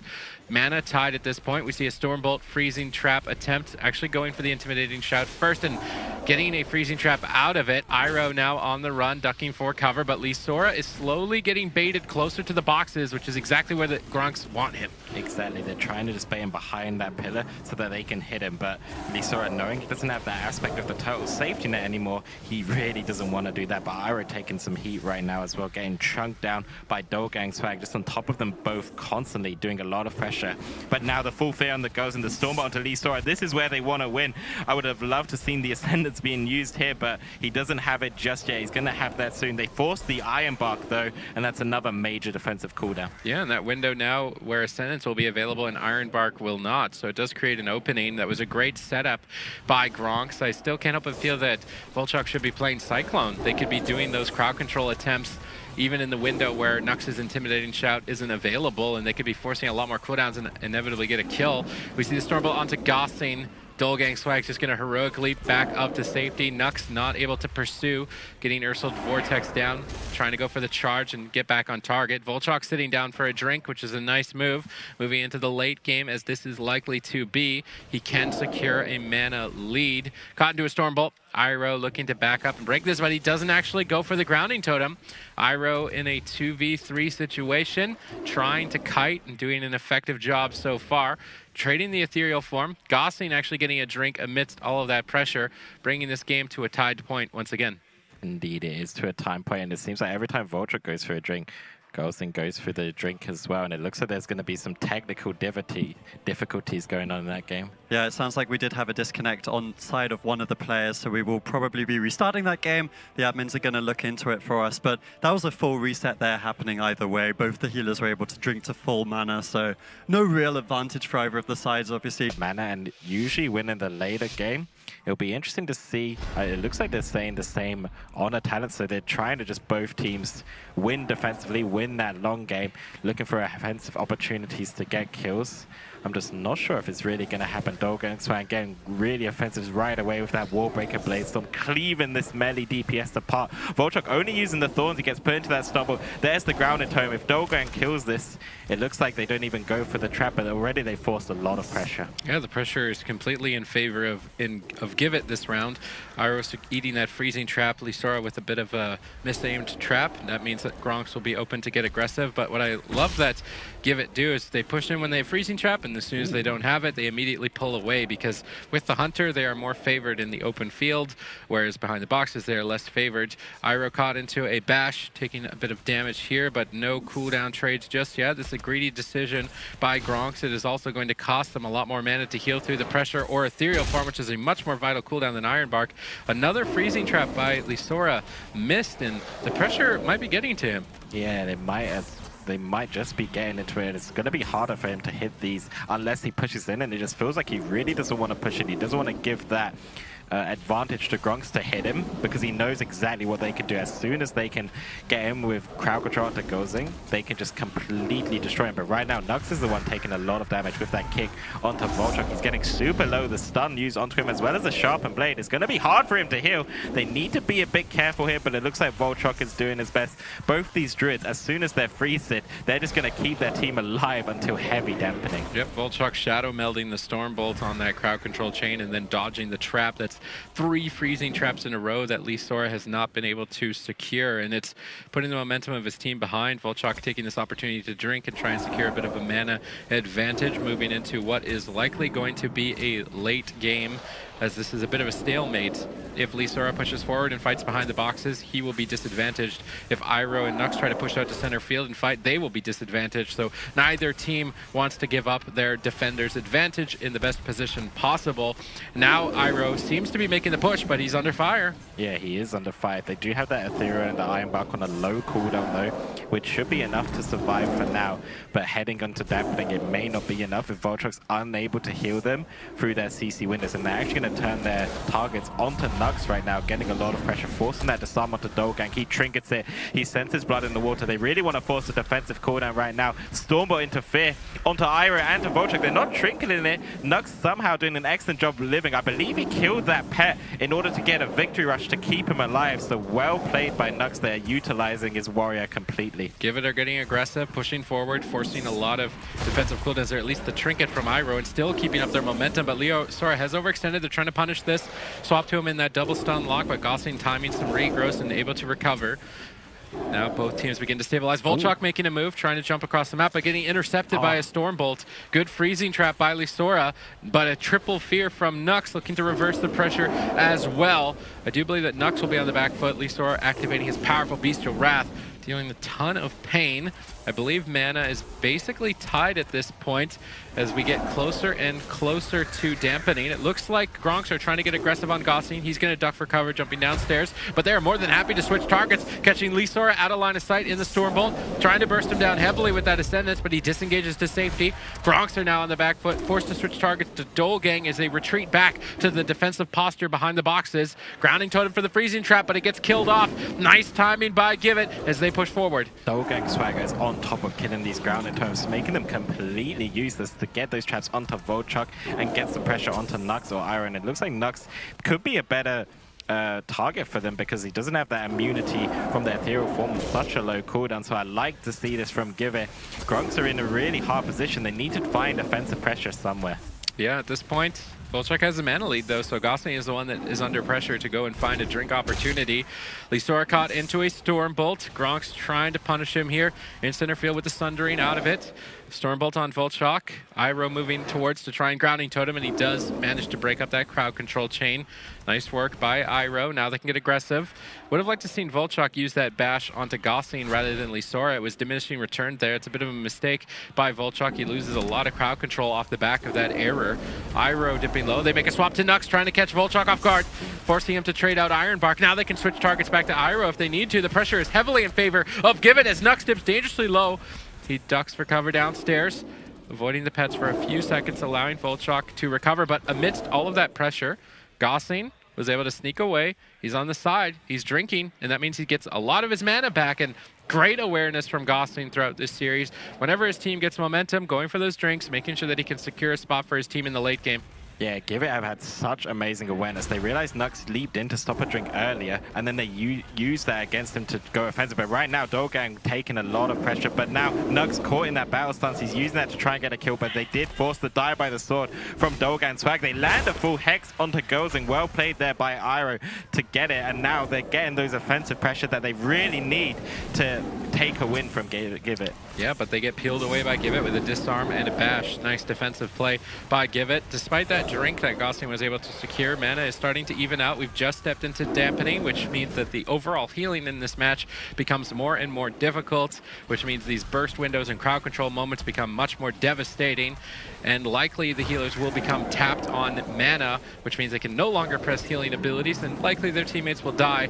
Iroh dipping low, trying to kite back with Volchok, although kiting into a position with no line of sight means they will not be able to bait Lisora into a bad position. And right now, Gronks are playing into the hands of Givett. They need to reposition. They're stacked up out in midfield, just taking a ton of damage. Yeah, they do need to position, use those boxes or jumping down to their advantage to avoid a lot of that hunter pressure. Otherwise, it could be troublesome for them. The Stormbolt onto Volchok probably going to get grounded. He actually tried to eat and the grounding came too late. So a full trap onto Volchok, but they don't have too much pressure right now.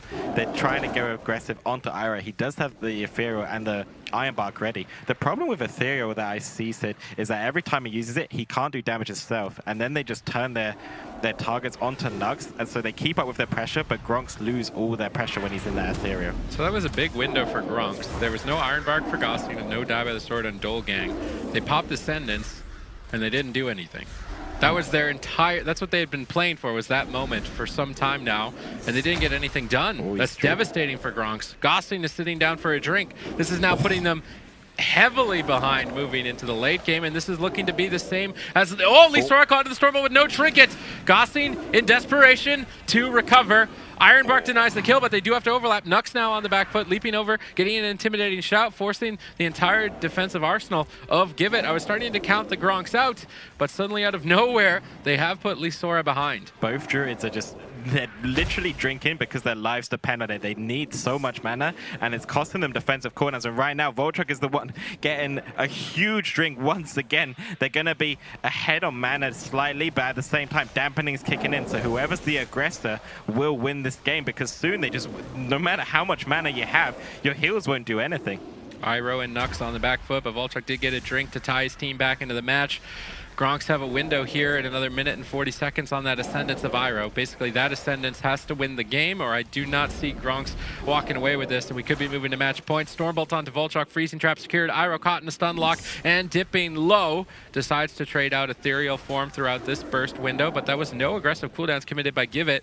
Iroh is now in a precarious position. Gossen goes for a drink. Nux denies it. Really good awareness from Nux to heroic leap over there, but Iroh is still under fire. Dampening ramping up, and Voltruck tries to make a game-winning play, jumping in and bashing up Gossing, denying some heals, but Lisora was able to just easily avoid the damage. They switch over to Dolgang. Ironbark from Gossing should deny the kill there. Iroh's dipping lower and lower. Dampening ramps up. Voltruck's caught in crowd control. Gronks are in trouble. Grounding Totem gets killed up, but War Banner will back up the team of Gronks. Well played by Nux. Dolgang Swag has such good reflexes to kill these groundings. He just knows every time he Stormbolts Voltrucks, he's ready to kill it and kills it instantly. I have to commend him for that excellent offensive play. Now full fair onto Ghosting. Dolgang is getting offensive with that avatar, but right now 25% dampening. Both teams are going to struggle to deal with this pressure, and it's going to be about who gets these defensive cooldowns out of the way and is able to land a kill. Bestial Wrath popped by Lisora. His damage is amplified at this point, and Gronks are on the run. Nox drinking it out and ducking for cover downstairs, but Lisora's Tiger is in hot pursuit. Give It need to get a drink though moving into late game. Iroh under fire. Maybe they don't need to if they can just find a kill right here and now. Voltruck trying his best to deflect, but he gets counter shot. Iroh preemptively Ethereal Forms. If that bash was even 1 second faster, Iroh could easily be in the dirt right now. Stormbolt on Voltruck. Lisora goes for the trap, but I think he missed it. Voltruck now able to avoid that crowd control. Iroh's Ascendance. This was the Ascendance I was talking about earlier. It has to get a kill, but it's not even doing anything at this point. Iroh's Ascendances have been non-influential throughout this series aside from game one, and he's the one on the back foot and likely to die. I can't help but feel that Gronks need to start making some strategy changes, honor talent changes, or even a composition change, because if Give It play a solid defense, they're looking impenetrable. Gronks find themselves in Korea 1 game away from winning. Yeah, if Give It win this, it's definitely an assertion of dominance by the Korean region. I was expecting Gronks to be able to walk through this quite easily, but Give It are relentless, even with this composition that a lot of players would consider subpar. They're making it work incredibly well. Amazing cross crowd control early on by them, and Nux is in trouble, blurring on 10% and almost going down in the first 10 seconds of the match, Joe. Yeah, he had to use that Urban Shield Tome. They got rid of the adaptation as well instantly, and the blur. So great aggression for Give It. I love these offensive plays at the beginning. Dolgang Swag, just so much swagger indeed, leaping in, immediately fearing off the adaptation and getting defensive cooldowns right away. Give It once again looking so good. All right, Gossi and Lisora are starting to dip down. Nux is doing a lot more pressure on this Demon Hunter, really putting it to him now that they've stabilized throughout that initial assault.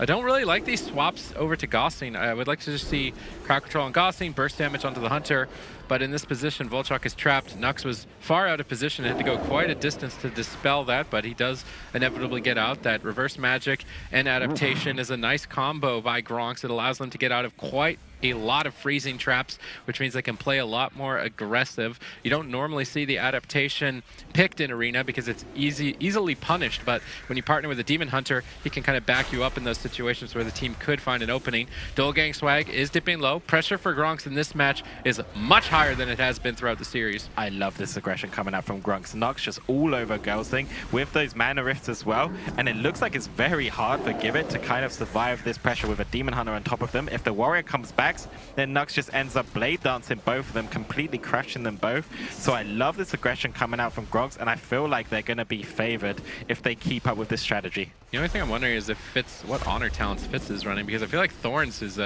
great talent against a warrior if you're dragging him into bad positions. I'm sure that you know firsthand.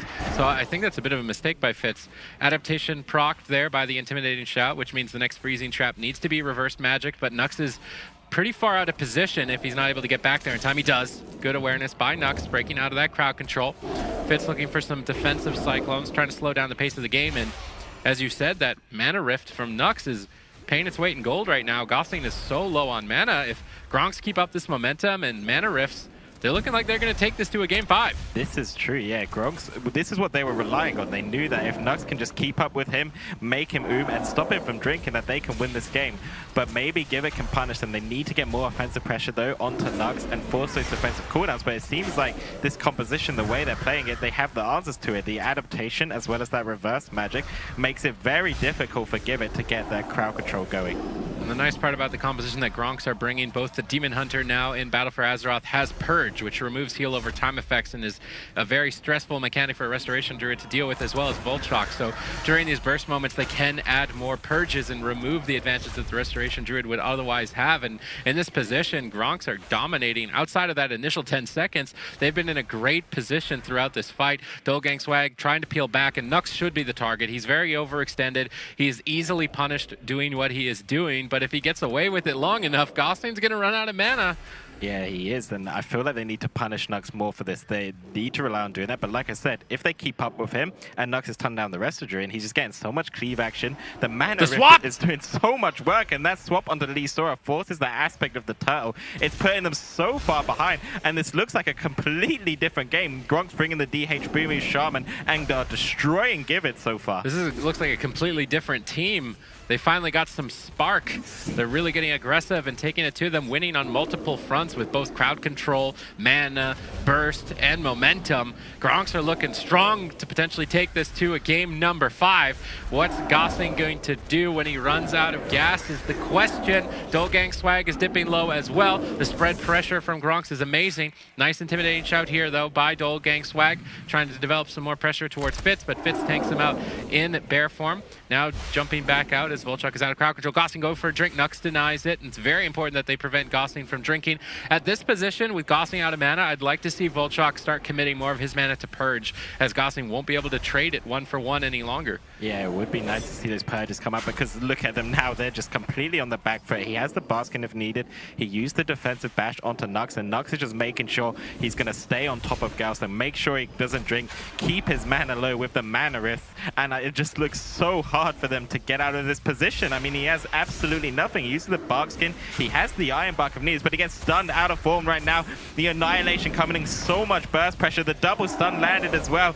I'm not sure how Givit are going to survive this one, Sid. The only thing I think Gronks could improve is running Thorns. In this position, Dolgang may just fall anyway. Gosling has no mana left, and Gronks look like a completely different team in game number 4. Dolgang Swag doing whatever he can, but at this point, how much longer can he keep it up? Fitz secures a full Cyclone. With that crowd control removing the healing from the team of Givit, Dolgang is likely to go down. He actually survives throughout the full duration Cyclone. Nux moves over. He's going to commit for the long game rather than tunneling into the Warrior. He's going to be split pressuring, trying to force Gosling on the back foot, and Fitz is likely to take down Dolgang Swag. Gronks are going to tie it up, taking it to game number 5, and this may be for the first time in this tournament that Givit have to change comp. We'll have to find out in the very, very near future, Sid. All right, so the large map selection, what Givit are going to be looking to do is separate Nux from Volchok. Nux has to be right beside Volchok to use reverse magic to remove Freezing Trap. This is a big map. They can drag him out of range and deny the usage of it, and that does appear to be the strategy early on, as they focused a lot of burst damage onto Nux, and as long as Nux is aware of that and able to bounce back to Volchok when he needs him to break those freezing traps, I think Gronks will take it. But if Nux isn't careful and overextends, that's going to be an opportunity for Givit to punish. Yeah, for once it feels like Givit are the ones that need to be the aggressors rather than out-survive. They need to find kill opportunities onto Nux, but once we saw just now the reverse magic coming out, completely negating that freezing trap, which buys Gronks momentum to push in onto Gaozing, get those mana rifts, and get a lot of cleave pressure onto them. Dolgang Swag now taking the brunt of this exchange as Gosling is locked down in crowd control, but Nux is falling behind, forced to trade out the blur, and Nux is the most vulnerable target. It's a great map pick from Givit, despite wanting to not change compositions. Their strategy is looking to be quite strong. Gosling on the back foot. Gronks are playing a lot more cheeky, trying to gun down the healer. Doesn't seem like they've been able to secure a lot of mana rifts just yet, as Volchok is actually the one falling behind on mana. Yeah, it's falling behind on mana, but at the same time, give it falling behind on HP. The Boomkin comes out, Dolgang's flag very low as well. They need to be careful. He's got a lot of work to get some healing done. They use an Intimidation Stun onto Nux there, a bit defensively, buying Gozing some time to get those heals up. A nice cyclone onto Dolgang's flag though from Fitz, and Fitz is just all over them. Oh, he actually walks into a freezing trap right there, popping the adaptation, using the Earth and Shield Tome now as well to negate some damage onto Nux. There's a lot of pressure right now in favor of Gronks. These Cyclones from Fitz have been absolutely devastating, putting Gossing immensely behind in terms of getting these heal over time effects going. Now cycling up the Bestial Wrath. Fitz is on fire. I'm so happy they substituted him in for the rest of this series because he's been hard carrying the Gronks, looking to advance to the grand finals. Momentum, mana, cooldowns, health, everything in favor of Gronks as they are trying to assert dominance. Nux in a great position for that. Reverse Magic needs to be a bit careful as there is some pressure finally starting to swing in favor of Givit. Nux jumps over, looking to secure that mana rift. The purple circle burning down the mana of Gossing, pushing their lead even further. This is looking so one-sided for Gronks. They just need to make sure Nux doesn't die. If that doesn't happen, then they're just going to win this game surely. And it's been going so well for them. Gozing using that Thorn Sword as well, maybe trying to counter pressure onto Nux a little bit, but he's just away from the Warriors, so he's not going to take too much pressure. The adaptation being procced, a full bash onto Nux, a stun onto Volchok. This is what they want to get the pressure. He doesn't have the reverse magic for now, so if they can get a trap onto Volchok and connect onto Nux, that's their only kill opportunity, but time is ticking. Cyclone secured as Gronks look to advance. Dolgang swag dangerously low. A hex by Volchok is going to get them the series. Gronks advance. A bit of a rocky start, but that composition played to perfection looks unbeatable. Teams are playing for that opportunity to play against Givit.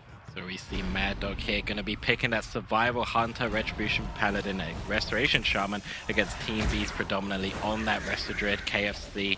It's going to be interesting to see who can take this game fresh immediately, popping that Wings, looking for pressure with that Stormbolt onto Oxygen. They land a trap onto Select. They need to pump out the pressure, and both teams are popping offensive cooldowns going ham. Yosuke actually taking so much damage using that Trinket to get out of this, and U-Face is just smashing face against both these melees. Right, this is the early opener where I think that the BM Hunter is going to have a lot of pressure on the Survival Hunter. He's still going to need some time if he wants to do any damage and try to get any pressure onto, maybe killing the pet with the Lightning Poison, maybe getting that extra pressure. But the one thing that's really nice in this matchup with him being that Survival is it's going to be actually a little bit easier for him to get those traps onto the Resto Druid, whereas if he was playing BM, if they stop him from getting a stun trap, it's not as easy to get that. But Yasuo, you can see, harpoons to the Druid, gets the trap. That's one of the advantages of Survival into a Restoration Druid, so he's able to get that CC a lot easier. They don't always have to wait for the stun. They can get that stun out of it like they have now. Makes their CC chains a little bit easier. They just have to be worried for this little bit of an opener and trying to avoid that damage. They're using roots on the pet to try to kite it a little bit. And once they're at that window that they don't need to worry about that, I think a lot of the momentum will start to favor the Ret Hunter team. We can already see they have a smaller mana lead because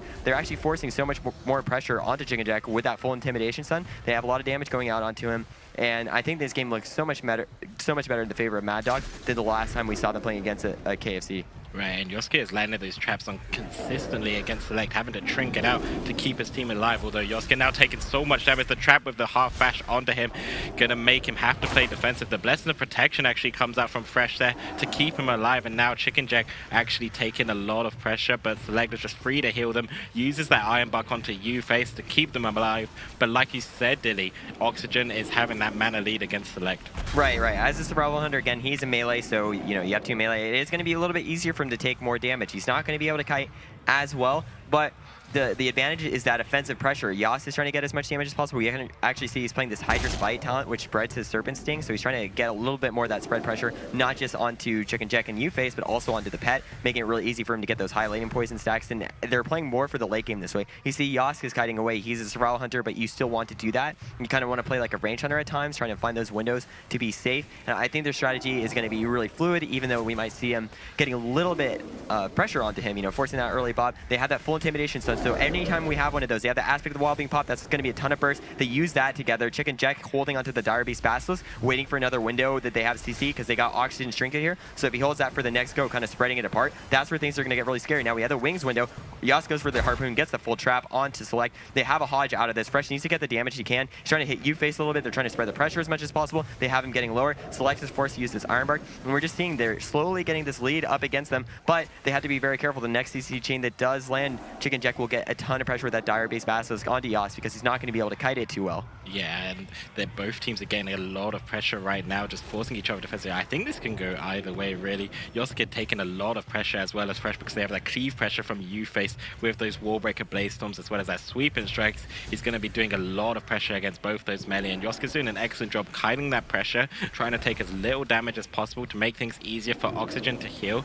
But once again, full Hodge onto Select here. Can they follow it up with a trap? I'm not sure. Yeah, there it is, the full trap. They need to get pressure with this onto U-Face. It looks like they are. They're dropping him very low, stun him low HP, forcing that trinket, die by the sword. It may not be enough. The Radiant Cry comes out as well for that safety net, and Mad Dog making an excellent offensive play there. Yeah, that was a beautiful setup right there. For that window to even happen, first Select was trying to get the drink, but Yosk, he actually coordinated really well with Fresh. He put the flare behind the pillar knowing Select was drinking. He actually didn't get a tick of his drink. Then that was effectively CCing him. They're building up their pressure on U-Face. He was getting a little bit low. Then they get that long CC chain and a ton of pressure comes out, but Yosk actually preemptively having to use that deterrence. He is getting low. He wants to be a little bit careful. Still holds on to his Gladiator's Medallion, so he'll still have that. Yosk knows he can be a little bit safe right now. They kind of want that longer game. They forced the trinket out from Select, so Yosk will have his Gladiator's Medallion. He'll have his Exhilaration. However, he has to be careful because Exhilaration is not as strong of a cooldown up against this Arms Warrior when they use that Sharpened Blade. So now they're trying to get that burst damage onto Chicken Jack. Yosk getting kited, using that aspect of the Hawk, getting the rain damage onto him. They have the full stun. They need to follow it up with the full trap. Yosk is trying to get the trap, does not have the time. Chicken Jack is sitting there trying to eat the trap, but Yosk should be able to have a window to harpoon over, land the freezing trap, and try to get that damage. Yeah, I think he's being super careful right there because his HP's still low. No Earthen Shield Totem or Turtle available, so he didn't want to push in at the wrong time and get chunked down. Meanwhile, Chicken Jack is actually taking a lot of pressure as well, getting super low and actually having to use the aspect of the turtle. I'm not sure if that was really warranted, but he used it anyway. Select now put into a full trap, and Mad Dog are actually looking very good in this matchup. Full stun on the U-Face. Surely he goes down. 1 second and the Druid's going to come out, but he has nothing. Full Hammer of Justice. Surely that's going to secure the win, and Mad Dog looking excellent on this Survival Hunter Retribution Paladin. They're going to take the first game against Team Beast. Mad Dog looking fantastic. They've been looking fantastic. They were just looking on fire winning that first game in Nagran with the same composition, and it looks like Team Beast are going to just stick to that KFC with BM arm specializations. And I'm not sure if the map's going to do much, really, so it will be interesting to see how this plays out, Dilly.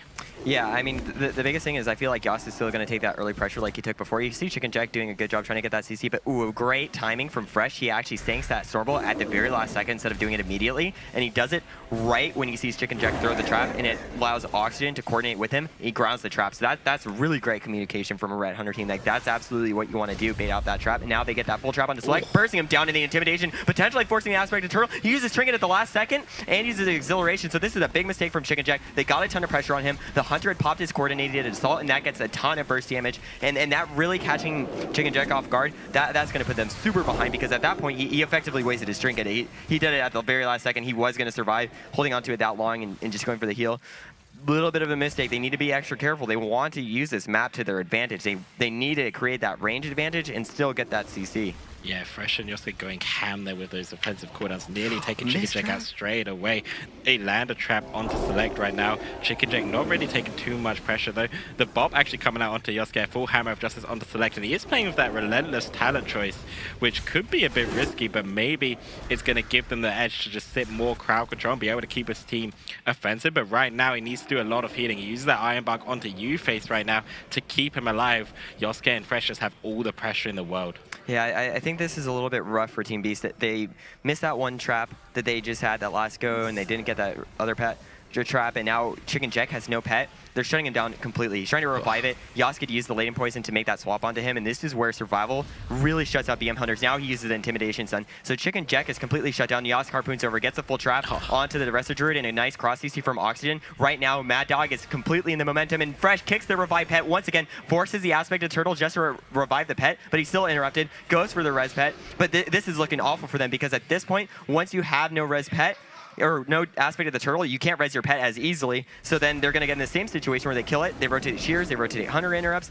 and it just looks very bad for Chicken Jack at this point. They force Select to use that Iron Bark on him. He still has his Tree Form, he still has his Innervate, but they're in so much trouble. They do land the full trap onto Oxygen, but right now they need to find the best way to generate pressure, and they do this by popping their aspect of the wild, pop the Bestial Wrath. They're trying to get the damage, but Yas still has counter pressure going. He has his burst available. He's holding on to it though. He let Fresh use his wings, but I think Team Beast needs to do something desperate just to recover in this game. Yeah, Team Beast need to make a miracle happen right now because they are falling further and further behind against Mad Dog's pressure with Yosuke on their Hunter and Fresh on their Retribution and Paladin. Actually doing a ton of damage onto U-Face, surprisingly. He needs to be careful. He's kiting away Fresh with that charge. Excellent play by him. And Select, once again, is actually the one worse for wears on mana. He needs to do a better job to keep his team alive, but losing that mana wall as well as the damage wall is making things very difficult right now. Full trap onto Select. They're pressuring Chicken Jack. He's using his Beast Ruff, trying to counter pressure, but at the same time, Yosuke going ham, popping his offensive corners, getting so much pressure onto Chicken Jack right now. Select having to use the Iron Bark. Will it be enough? He seems to be casting out the heals. I think it might be just for now, but at the same time, he is losing that mana wall. They go for that Stormbolt, and he actually went for the trap, and they again, beautiful sank into that grounding. Fresh and Oxygen, they're on point right now. Their synergy is huge, and they're completely shutting down Chicken Jack. This is a very rough position for him to be in. He's not able to do too much. They've taken him out of the game, and we've seen Beast Mastery Hunters be like the main superstars in this composition. They have so much momentum, but with Mad Dog, their strategy completely revolves around shutting down Chicken Jack. He's not able to get these traps. He's not able to get his damage output as high as he wants. Yask has so much momentum. Select is doing a great job, though. I will say he has been trying to get some drinks off. He's trying to manage things well. I even think that the Relentless choice is actually good because it is going to reduce a lot of overall CC. They're not really worried about burst as much from the Survival Rat Hunter comp. They're actually worried more about the sustained pressure. So as the Resto Druid being out of CC as little as possible, I think it is better for them. The biggest struggle is now Chicken Jack is always on the run. He's not able to be as offensive as he'd want to be, and the momentum is completely favoring Mad Dog, with the only saving grace being that Oxygen and Select are kind of even on mana, but you have to take in mind that I think Resto Druids do a little bit better mana-wise than Resto Shamans in general, so when they're kind of even, that's probably showing that the Shaman is a little bit favored. Yeah, and Select was doing an excellent job getting those drinks there to keep up with the mana, but now he's put into the Hammer of just into a trap. U-Face taking so much damage. He gets put into a stun, trinkets out of it, make sure he's in defensive stances, trying to get aggressive as well with their Avatar onto Yosuke, getting so much burst pressure actually there, and Oxygen having to trinket out, using that healing tide to keep his team alive. Yosuke having to kite away now as well.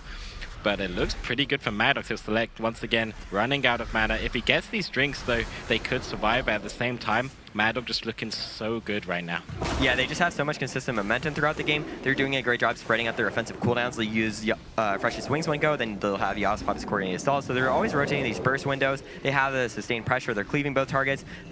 Chicken Jack is trying to res his pet at this point. Yas goes for that full trap. He should have his intimidation available, so they are going to be able to get this pressure onto Chicken Jack. They use an offensive hex to stop his revive pet. I mean, they're doing everything they can to shut him down. He has the aspect of the turtle back. There's the full hodge to Chicken Jack. He has to use it. Goes for the revive pet at this moment. He tried to hold onto it at the last possible moment. Now they force a tree form from Select. They force him to use the innervate. He's trying to keep his mana flowing, but right now they're not getting any counter pressure at all. They still have bubble available. They still have aspect of the turtle, exhilaration. Every defensive cooldown is pretty much left for Mad Dog, and they're not finding any windows to go super offensive onto them. And it's almost like this 12-run map isn't even working out for them. They have this bigger room, but Yasuo is actually able to survive better for himself. And Team Beast, they're in such a dire situation right now. The game is a slow burn, but Mad Dog is just completely dominating it. Mad Dog's playing this map very well right now, but it looks like they are going to turn their swap onto Fresh, and I do think that's the better kill target for them. They land the full trap onto Select. No aspect of the turtle.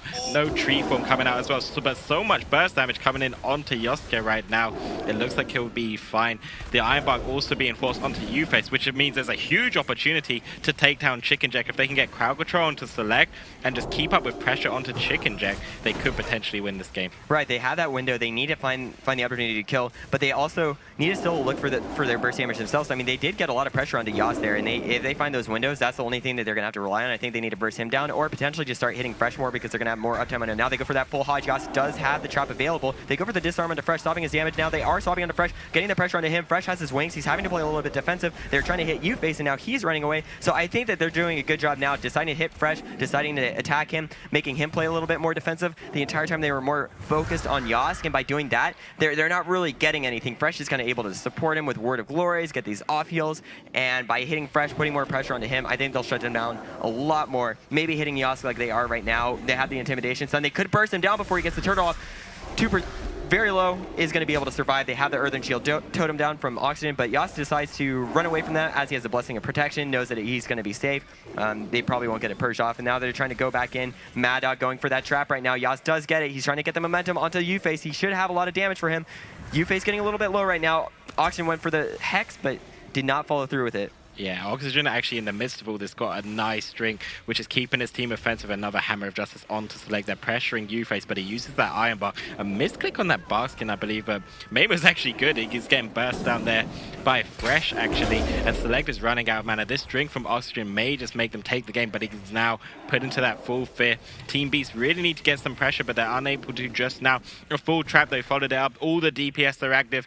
We're looking for blood in the water. Yosuke actually using that aspect of the turtle a bit preemptively, but at the same time, I think it was a good move to immune the damage completely and allow Oxygen to just kind of heal in this dampening with that Ascendance. Right, it's important because that was the window that they had they had the Dire Beast Basilisk and they have a ton of bursts. Oh, they get the trinket from Chicken Check, but he's just going to be able to use that Exhilarate to be able to live. No, he won't be able to. He has Iron Mark. He could die without using Turtle, and he does? What? They completely turned it around on him. That was just Yask. He popped the aspect of the Eagle with the Coordinated Assault, giving him range damage. So even with him getting kited from Chicken Check, the damage doesn't stop. He's effectively an Enhancement Shaman with that Ascendance. Crazy, crazy bust. Block, but with that 100% loss with Warlocks and BFA, it's going to be a very difficult ask. I think this map is probably one of the only ones that Warlocks are good on because you can use the gateway from the bottom of the stairs to the top, and then with those portals, you actually can kite quite a bit, especially against a Ret Paladin, since Ret Paladins are known for being very immobile. So we could see him jumping down here, and then Fresh is going to be in this position where he has to jump after him, and see he runs all the way around because he's trying to be prepared to be in the port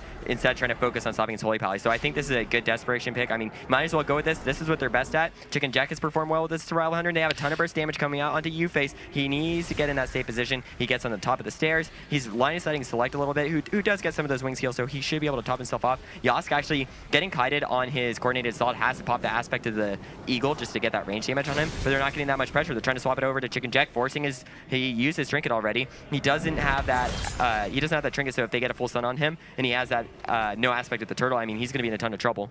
Yeah, he is, and they land the DR Hex onto Select as well. They're getting quite a bit of pressure on the Chicken Jack when they can't hit U-Face, but right now they're against him. He has to teleport out of range. Oxygen all over him as well, contributing to the pressure, and this is a dire situation for Team Beast to be in. A full Hammer of Justice on the Select with the wind chill on the U-Face. Looks like they're actually swapping over to Select. Yosuke dropping low as well. The one thing you need to watch out for with these Affliction Warlocks is that Drain Life one-shot, which could be very risky against Mad Dog. Right. So they have the damage output. The biggest thing with the Warlocks is actually surviving, so that's why I think that this map, I think this is the first time we've even seen it get picked, but it's actually really good for Affliction Warlocks, even though many don't consider them to be a meta pick. But you can see how huge those gateways are. He gets incredible distance. If he can just survive here, has the Holy Paladin support, he can get back to his port back onto the top, and Fresh is going to have such a hard time connecting to him. So it's a great strategy. I mean, it's a good way to kind of deal with the composition that they have here. They did force that earthen wall. U-Face is still trying to set up that damage, but I think the Team Beast, if they can kind of survive until the later game, they'll have a lot of damage, and they burst Yas, and they kill him. They killed him with the dead. Wait, what? He did the Drain Life. Yeah, That's he what did we're the Drain talking Life. about. He Yeah. Drain Life to him, got to around half HP, and so much burst Look out at of the nothing. and potentially seeing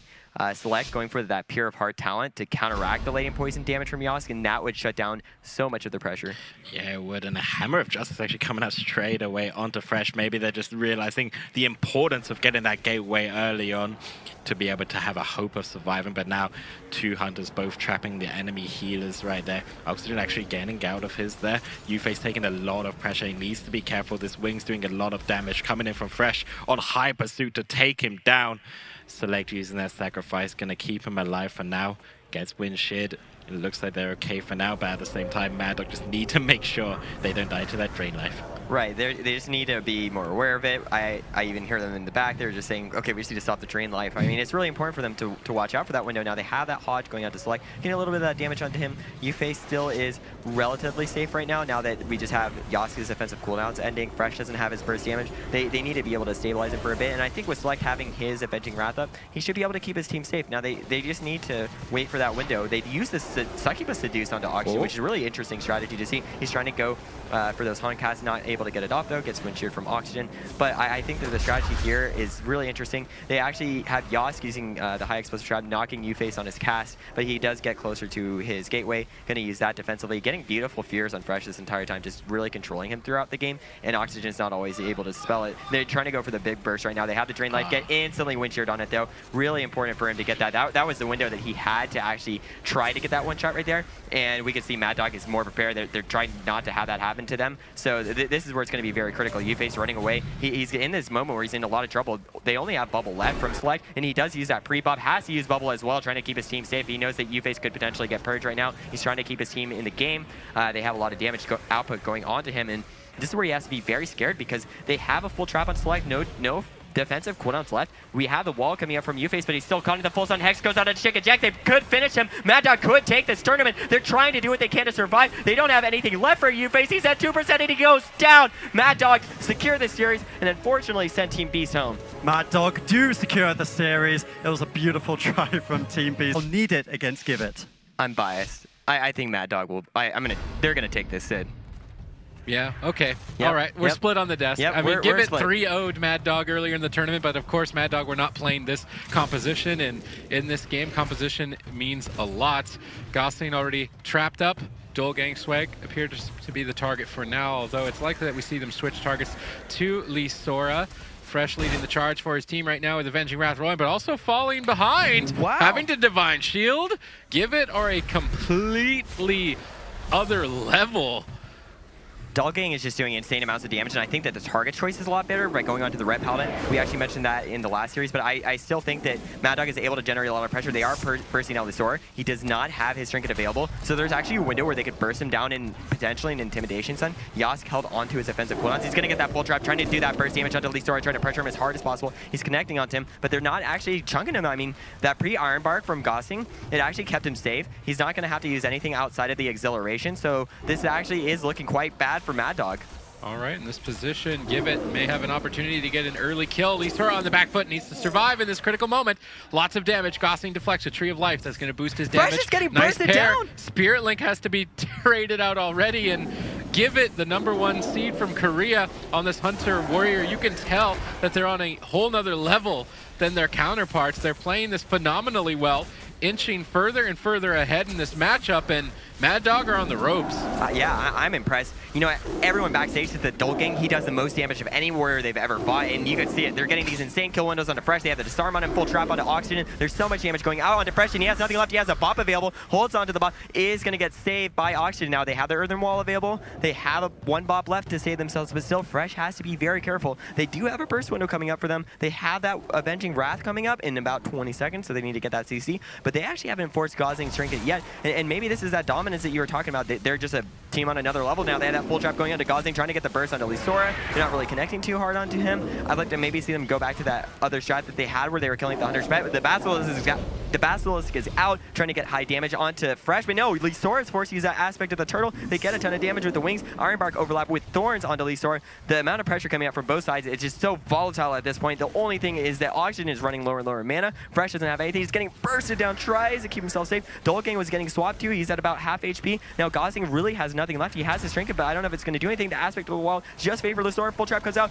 forces the trinket from Gosling, but they don't really have a stun to follow up onto him. Fresh is too far away from this Restoration Druid, so he's not going to be able to get that, and it's always going to count on Yask instead getting those CCs onto him. But now they stop with that Intimidation onto Dolgang. They force him to use the Die by the Sword. So much damage is coming out onto him, but again, the pressure also turns onto Fresh, who's just so low, getting chunked down. Might be forced to use that Blessing of Protection. The Die by the Sword's ending, though. Are they going to finish off Dolgang? No, they get a nice top onto him. They're stabilizing. Fresh is the one who's looking to be in trouble. Yeah, I mean, at this point, he's got Blessing of Protection to rely on, which is basically guaranteed that he will not die. Lisora, on the other hand, does not have that luxury. He's in a ton of trouble at this point, dipping lower and lower, and ultimately, Mad Dog will claim the kill in game #1.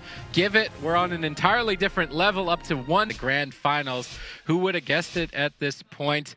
Give It, they're on the ropes compositionally, but their damage output has been absolutely insane, Dilly. Yeah, completely. I mean, we have to give credit to their team. This warrior is insane, does a ton of damage. Now they are going to be going with Fresh as the kill target. They have the Avenging Wrathing pop right now. There's that full Intimidation Stun on Yask. Looks like they swap over to him, trying to purse him down a little bit. Yask is going to hold on to that trinket, just going to feign death, keep himself a little bit safe.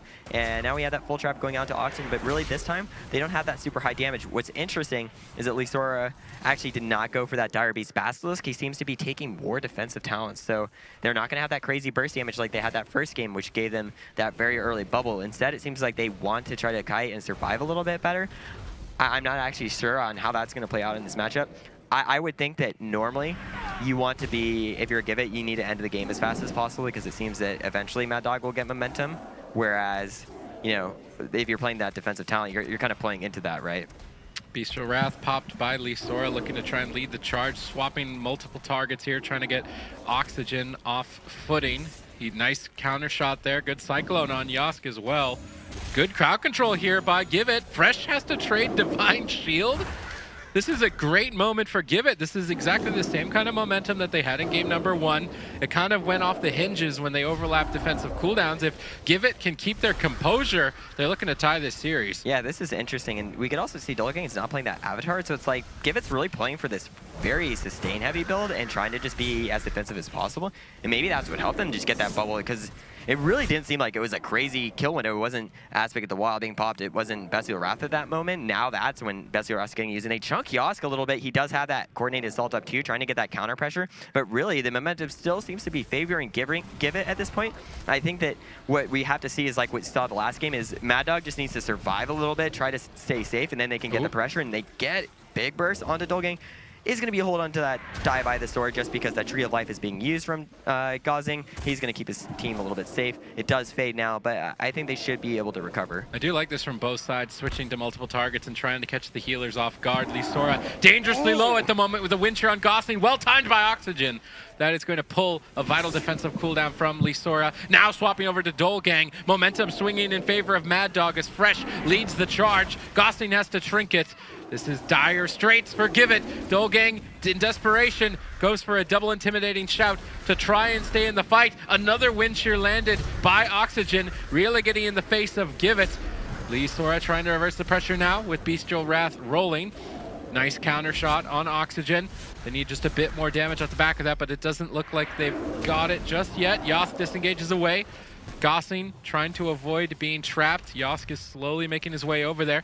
If Yosk lands this next freezing trap, it could be curtains. Harpoon's over, lands the freezing trap. Lisora in trouble. Dolgang backs him up with a storm bolt. Will that be enough? Fresh is the one really laying in. Lisora trades out exhilaration. The peels from Dolgang swag are good. Givit stay in the fight. Yosk has big burst, so if he can't connect, he does have the Latent Poison stacked up right there. I think he actually did use it, and it didn't hit too hard. He might have gotten Dispel from Gazing, but they had this window where they had really heavy damage. I like that we're getting to this point where you can kind of see that spread pressure swapping between them. It's putting the rest of Druid behind, but we do have Oxygen a little bit behind Amanda compared to Gazing right now. The amount of damage, I think, in this kind of scenario, it starts to get to a point where it's very hard for the rest of Druid to kind of keep up. Even when they're a little bit lower now, we do see that full CC happening right now. And Yosk is actually unable to kite Lisora. Lisora has beautiful position here. Yosk does use that intimidation, but he's not able to connect. Fresh, a little bit of trouble on him. There's the crows being used onto him. They're trying to get that consistent pressure onto him. But it just seems like right now they're at this stalemate where it's like both sides going super back and forth. Ooh, Fresh dipping dangerously low. Oxygen forced his hand. Now Spirit Link Totem is out of the way. Givit stay in the fight. Lisora, though, he's in a 3-on-2. He needs to start kiting and avoid the damage. Will he be able to do so? Gosling is still locked out of the game. Fresh leading the charge, but Yosk actually retreats away during this critical moment. That's going to lose them a lot of momentum and another kill opportunity. Gosling's got his trinket rotating up, but Dolgang swag gets swapped too. Tons of pressure, forcing that die by the sword. Mana not looking too hot, but there's still pressure. Dolgang hangs on by a thread. Gosling does not want to overlap with Ironbark. He's trying his best to hold on to it as long as possible, but the pressure from Mad Dog is relentless. Lisora missing the trap, unfortunately, for his team. They desperately needed that crowd control. That is going to put them behind. We're moving closer and closer to dampening, which reduces the effectiveness as healing. This is going to get stressful. Yosk overextends, but Gosling gets trapped. This could be devastating. Dolgang leaps behind the pillar, trying to avoid Fresh. Good kiting, great defensive play from Dolgang swag. Not only is he bringing the heat, he also knows when to get out of there when things are starting to not look too good. Let's see if Give It Up can keep it up now into dampening.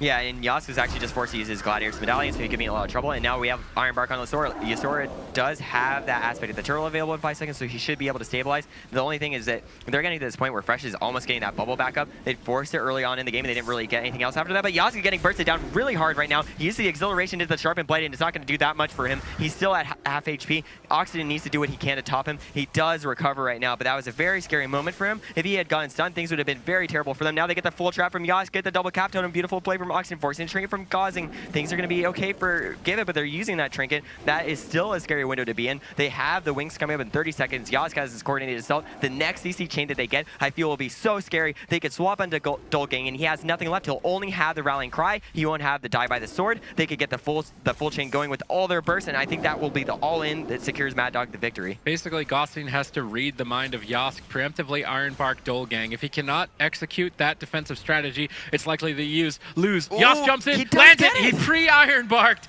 Gossing, Korean MVP legend on this Restoration Druid. That preemptive read is reducing a lot of damage, but maybe it's not even enough. Dolgang trades a Rallying Cry on 1%. Will he be able to hang on? No! And despite the defense of Give It, Mad Dog penetrate through, advancing now into match point. They're one a game. Combination, but not survival with arms, so I think that would have been the only thing that I could have seen them doing better. They'd have a little bit more consistent damage and some sustain that way. And I think that going with that BM arm still seems really risky, but it does look like he's going for that Spirit Link on her talent. So maybe he's thinking if he has the Spirit Link, he can kind of counter the pressure coming out.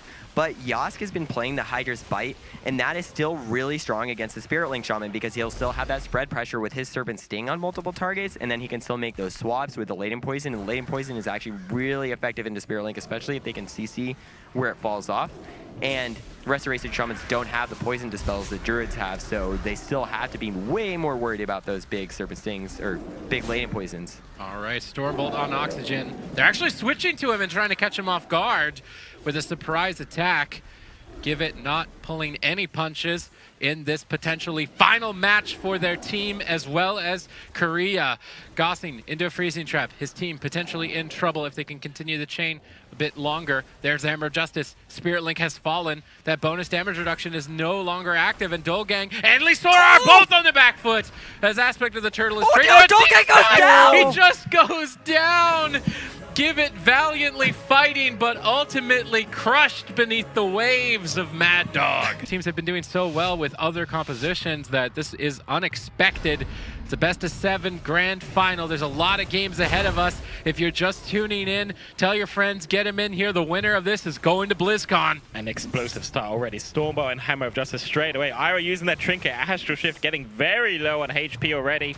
Voltron using that Grounded Tome and that Earthen Shield Tome to make sure that they can stay alive right now. Full Fear as well, but they're going to have that double Tremor Tome. That's going to be an excellent counter towards those Warrior Fears, and they're going to be having a lot of that cleave pressure themselves. The Enhancement Shaman popping the Ascendants, trying to get so much damage popped onto Yosuke right now. He's getting really low. Needs to be careful against this Turbo Cleave.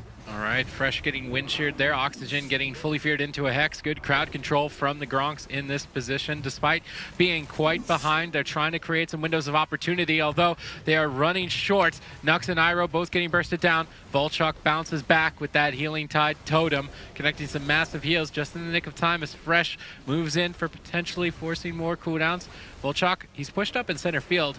He may be looking to try and get hexes on Oxygen. He's been making his way across the map. He needs to be careful. He's getting close to the Rep Paladin Fresh. If he gets too close, he'll get stunned, and while stunned, he can't heal. It's a dangerous move that Volchok is making right now to try and get aggressive, going in and out, trying to max range. Yosk on the back foot all of a sudden with limited defensive options, but the double stun combo from Mad Dog. Iroh on the ropes, tipping low. Volchok trades out Spirit Link to recover. This is looking like such a bloodbath as predicted in these melee cleave matchups. Both teams just going ham at each other, doing as much cleave pressure as possible. Yosk can get him very low. He doesn't have that Die by the Sword or the Rallying Cry, so he's relying on Fresh and Oxygen to keep him alive. And Ira is actually dropping very low. The Ascendance comes out from Voltron to keep him alive. Hasn't got that safety net of the Spirit Link anymore. They need to be really careful against Mad Dog.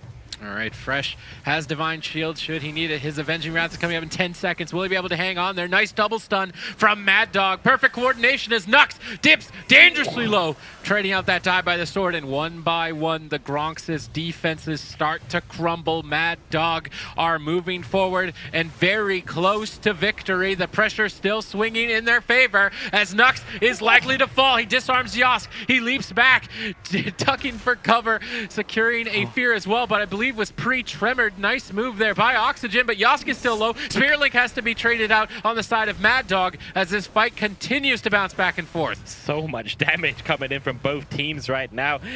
And the slight bit of CC on each other's healers can be the downfall of the game. And Nux and Yosuke both don't have that parry right now. Gronks all around half HP. They're getting that cleave pressure into Voltron as well. He has to use that Astral Shift. He has no defensive cooldowns whatsoever. Neither does Nux, so they're going to be on the back foot. They do have the safety net of the Enhancement Shaman heals, but at the same time, they need to be very careful. Nux getting caught out of position against Hodge behind line of sight. He is super low. Beautiful wind shear into a Stormbolt. Voltron, can they get the win? He leaps away. Yosuke connects the Death Sentence execute, but it's not enough. Great hold by them, but he's still not out of the water. He gets blown up by Mad Dog with the mad damage indeed. They take game number 1. And Mad Dog are sitting right behind us. They were clapping, they were screaming, they were... Find their way back with this Demon Hunter Moonkin composition.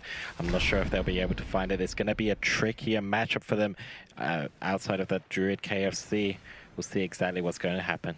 Fitz starting the fight with some Cyclones, stalling down the pressure. Root Solar Beam, good cross crowd control.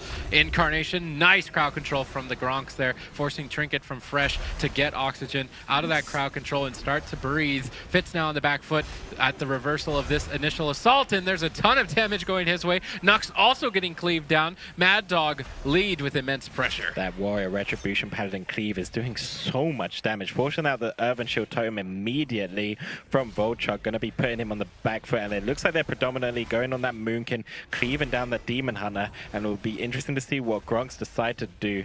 All right, Fitz, what are you going to do? There's a lot of pressure going towards you at the moment as Volchok gets wind sheared. Oxygen's wind shears throughout this tournament have been carrying the team. Normally he plays Discipline Priest, so that aggressive playstyle is carried over quite effectively onto the Restoration Shaman. A couple more wind shears like that. Fitz is going to be done in. He's had to trade Barkskin during this crowd control chain.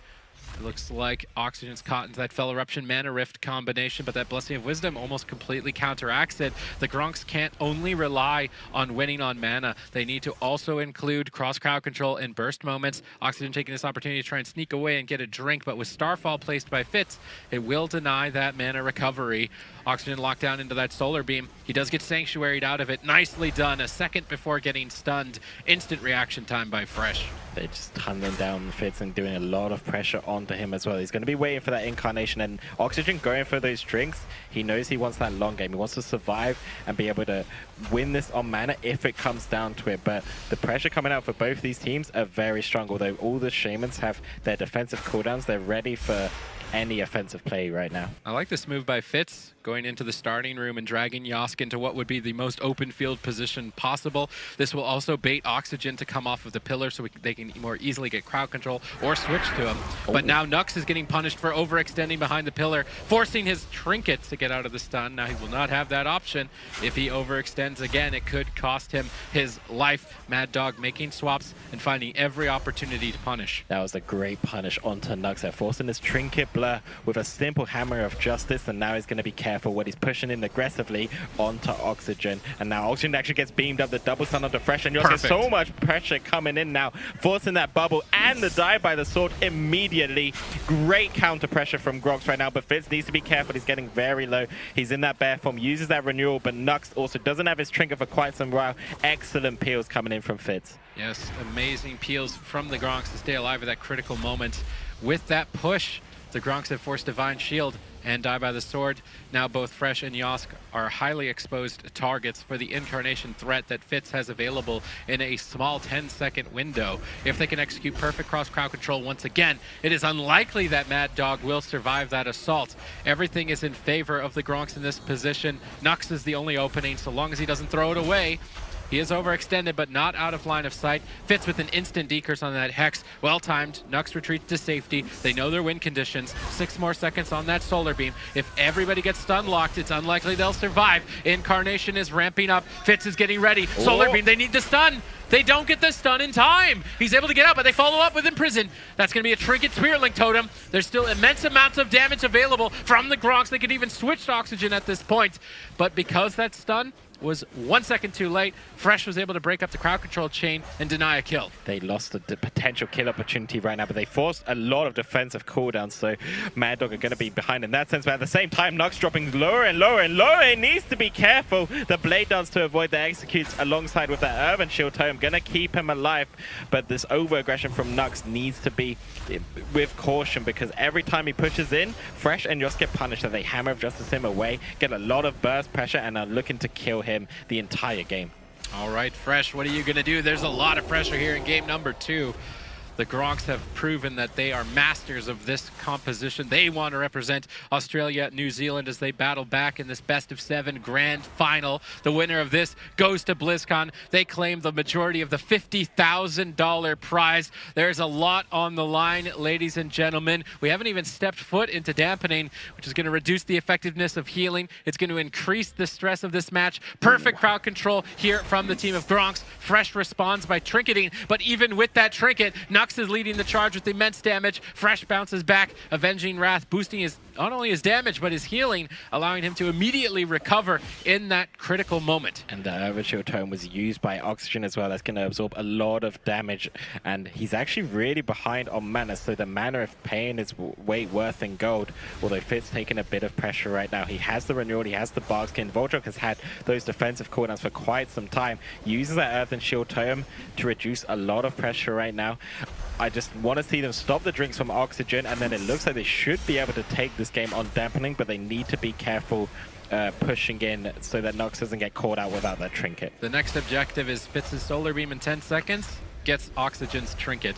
After that, the next Solar Beam gets a kill. Let's see if they can properly execute. Gronks are at most 2 minutes away from victory if they can execute perfectly here through these next couple of moments. Solar Beam is now available. There's the stun, there's the beam, perfect cross CC. Oxygen's not trinketing, that's a greedy decision. He's not gonna get punished. Imprisoned trinkets into a Hex. Volchok with perfect timing, and Fresh will fall. The Gronks tying this series 1-1. That was a greedy play from Oxygen, but even if he trinketed... Been using Hammer of Justice on him with Stormbolt on Volchok. It's not really a bad idea. Oh, okay, never mind. That was just a... He's just changing that last second. You know, I thought there was some strategy there, but it's just... Oh, it was just the wrong pick. All right, Fitz. Thanks for that. All right, clone on Fresh from Stealth. Fitz trying to stall out the damage and build up Astral Power so that he can dump that into his hardest hitting attack, Star Surge. He's almost maxed out at this point. We see a triple stun, though, from Mad Dog. They are ready and waiting to gun down Gronks. Oxygen always tries to maximize with lightning bolts, but here we see an assault from Gronks, triple crowd control, fresh trinkets to break up the chain, allowing Oxygen to freely heal. Nice teamwork by Fresh. Yeah, Gronks always doing that beam into double stun on the melee DPS, which is getting so much pressure, and Fresh trinketing that means he won't have it ready for the next one, meaning that they could get a lot of damage from that and potentially force the Divine Shield from him. But right now they're trying to counter pressure that Incarnation, slaying Fitz. The Urban Shield Tome did come out from Oxygen as well, which is going to reduce a lot of that Incarnation pressure. All right, in this position, Fitz and the team of Mad Dog are likely to take a lot of damage. They have to be careful. They don't want to throw away the game to just some pressure. Full crowd control chain secured by Mad Dog. Fitz in trouble, dipping low. Volchok connecting some heals just in the nick of the time to save his favorite chicken, Fitz. He's going to hang on. Solar Beam available in 5 more seconds, and they need to make sure that they perfectly cross crowd control. Nox needs to go for a Chaos Nova. They've got the crowd control. They need to pull the trigger as soon as possible. There it is. Triple crowd control. How is Mad Dog going to respond? Volchok is moving in for a cheeky Hex. Off the back of that, this could easily be a Divine Shield from Fresh. He's gambling it. He's going to get away with the greedy play there, but one wrong move. You're down another game, suddenly you're in the last match, and you're going home. These greedy decisions are a risky one, Joe. They are a risky one, but they are going to be needed if you want to take down Gronks. So I don't blame him at all for using that, only getting away with using that Urban Shield Tome to survive for now, and it looks like they're just going to completely tunnel Fitz into the ground. He does pre-Earthen Shield Tome, that's Stormbolt though, so that's going to negate a lot of pressure. Followed up by the Hammer of Justice, but him standing in that Tome, in that pair form, they're not going to do much damage. We saw the Hex from Volchok secure the win for his team in the last game. His aggressive moves are definitely going to be MVP throughout this series. Can Volchok keep up that extra crowd control that the team needs while still sustaining their health throughout the onslaught? Fresh has Avenging Wrath. He's just ready and waiting to pull that, but there's the Solar Beam triple stun. Fresh trinkets out to support Oxygen once again. Nice teamwork from Fresh. This allows Mad Dog to now start reversing the pressure. Avenging Wrath pops. Intimidating shout to fear Volchok away. Fitz trades out Barkskin to stabilize throughout this crowd control, and it looks to be more than enough. Oxygen trades out Earth and Shield to stabilize his team as well. Fitz still on the run. Volchok connecting some heals now. Oxygen repositioning, realizing that Volchok took his pillar to try and get cheeky hexes. Oxygen will shift to the opposite side. Fitz dipping dangerously low here. Volchok has a lot of work ahead of him, but with that Earthen Wall totem down, it should reduce the pressure enough for him to restabilize throughout this double stun. Volchok has preemptively activated that Earthen Wall totem on not only one stun, but 2 in a row. In 10 seconds, we're going to have that incarnation from Fitz. No trinket on Fresh, no Earthen Shield tome from Oxygen. He will most likely have to use this trinket to keep them alive. If they get that setup with the incarnation, they'll be in a huge amount of trouble. And there's the imprisonment onto Oxygen. They're bursting right now. Nux even pushing in. Incarnation being used, but they didn't wait for the setup, and that means that Oxygen's going to kind of heal this for now. Although Fitz is free, they're not really running away. Fresh doing an excellent job running away though, actually. Ooh. But gets caught in the double stun. A triple stun even into a cyclone onto Oxygen. This is going to be huge trouble for Fresh. He uses that Word of Glory to counteract that damage and keep himself alive. Fantastic crowd control there by Team Gronks. Unfortunately not getting them too far ahead at the end of that. Just not enough damage to force too much. Nux appears to be trying to attack Oxygen, but he's walked into a trap. He's rooted up. He's going to be losing a lot of damage. Missing the Mana Rift as well. Nux needs to start to kind of clean that up. Volchok is falling behind on mana. Fitz goes for a Solar Beam, but there's no crowd control on the Fresh. He's going to allow Oxygen to get out of that silence quite rapidly. Nice wind shear from Oxygen onto Volchok, putting him slightly behind. Fitz in a bit of trouble, ducking for cover in bear form, reducing that incoming damage, but also increasing his healing that he receives, as he has opted to not run Thorns to pick up some extra defensive talents with that Guardian Honor talent, increasing the healing he takes when he's in bear form from his friends. It's a very defensive option, but I feel like the value of Thorns would be much higher in this position. Fitz is exposed. Volchok with no trinket. The next crowd control chain by Mad Dog could close this game out. Yeah, Mad Dog are looking so strong in this Warrior Rat, and these offensive lack of plays from Gronks, like you said, with the Mana Rift and not cleaning up their offensive play, is making them fall behind. And Oxygen and Volchok actually even on mana, when last game Volchok was ahead by quite a lot. So that is a huge difference this game, and dampening has just kicked in, and both Shamans using the Earthen Shield tome right now. Nice and hex. as soon as that fades, that'll be huge trouble. That Hex onto Oxygen, he has to trinket it. He actually uses the Spirit Link as well.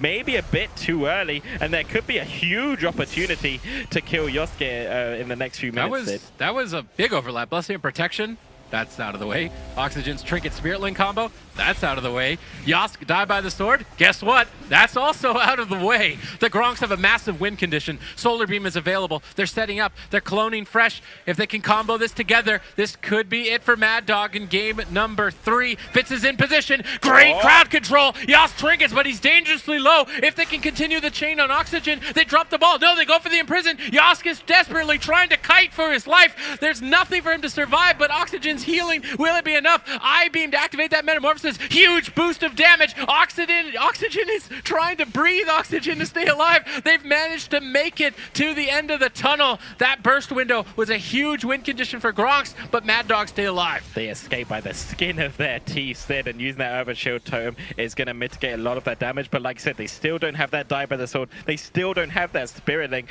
They've still got a high mountain to climb if they're going to take Gronks out. But it looks like they're going to stabilize right now, slaying Fitz, just pretty much tunneling him down, getting some cleave pressure over onto Nux as well. He has the Wall Breaker. He just used it. He's getting a lot of pressure on the Fitz. He uses the Incarnation, though. He's trying to reverse it. It gets countered by the Ascendants, but will it be enough? Both Yosuke and Fresh are very low. The Word of Glory comes out. Fitz dropping low now as well.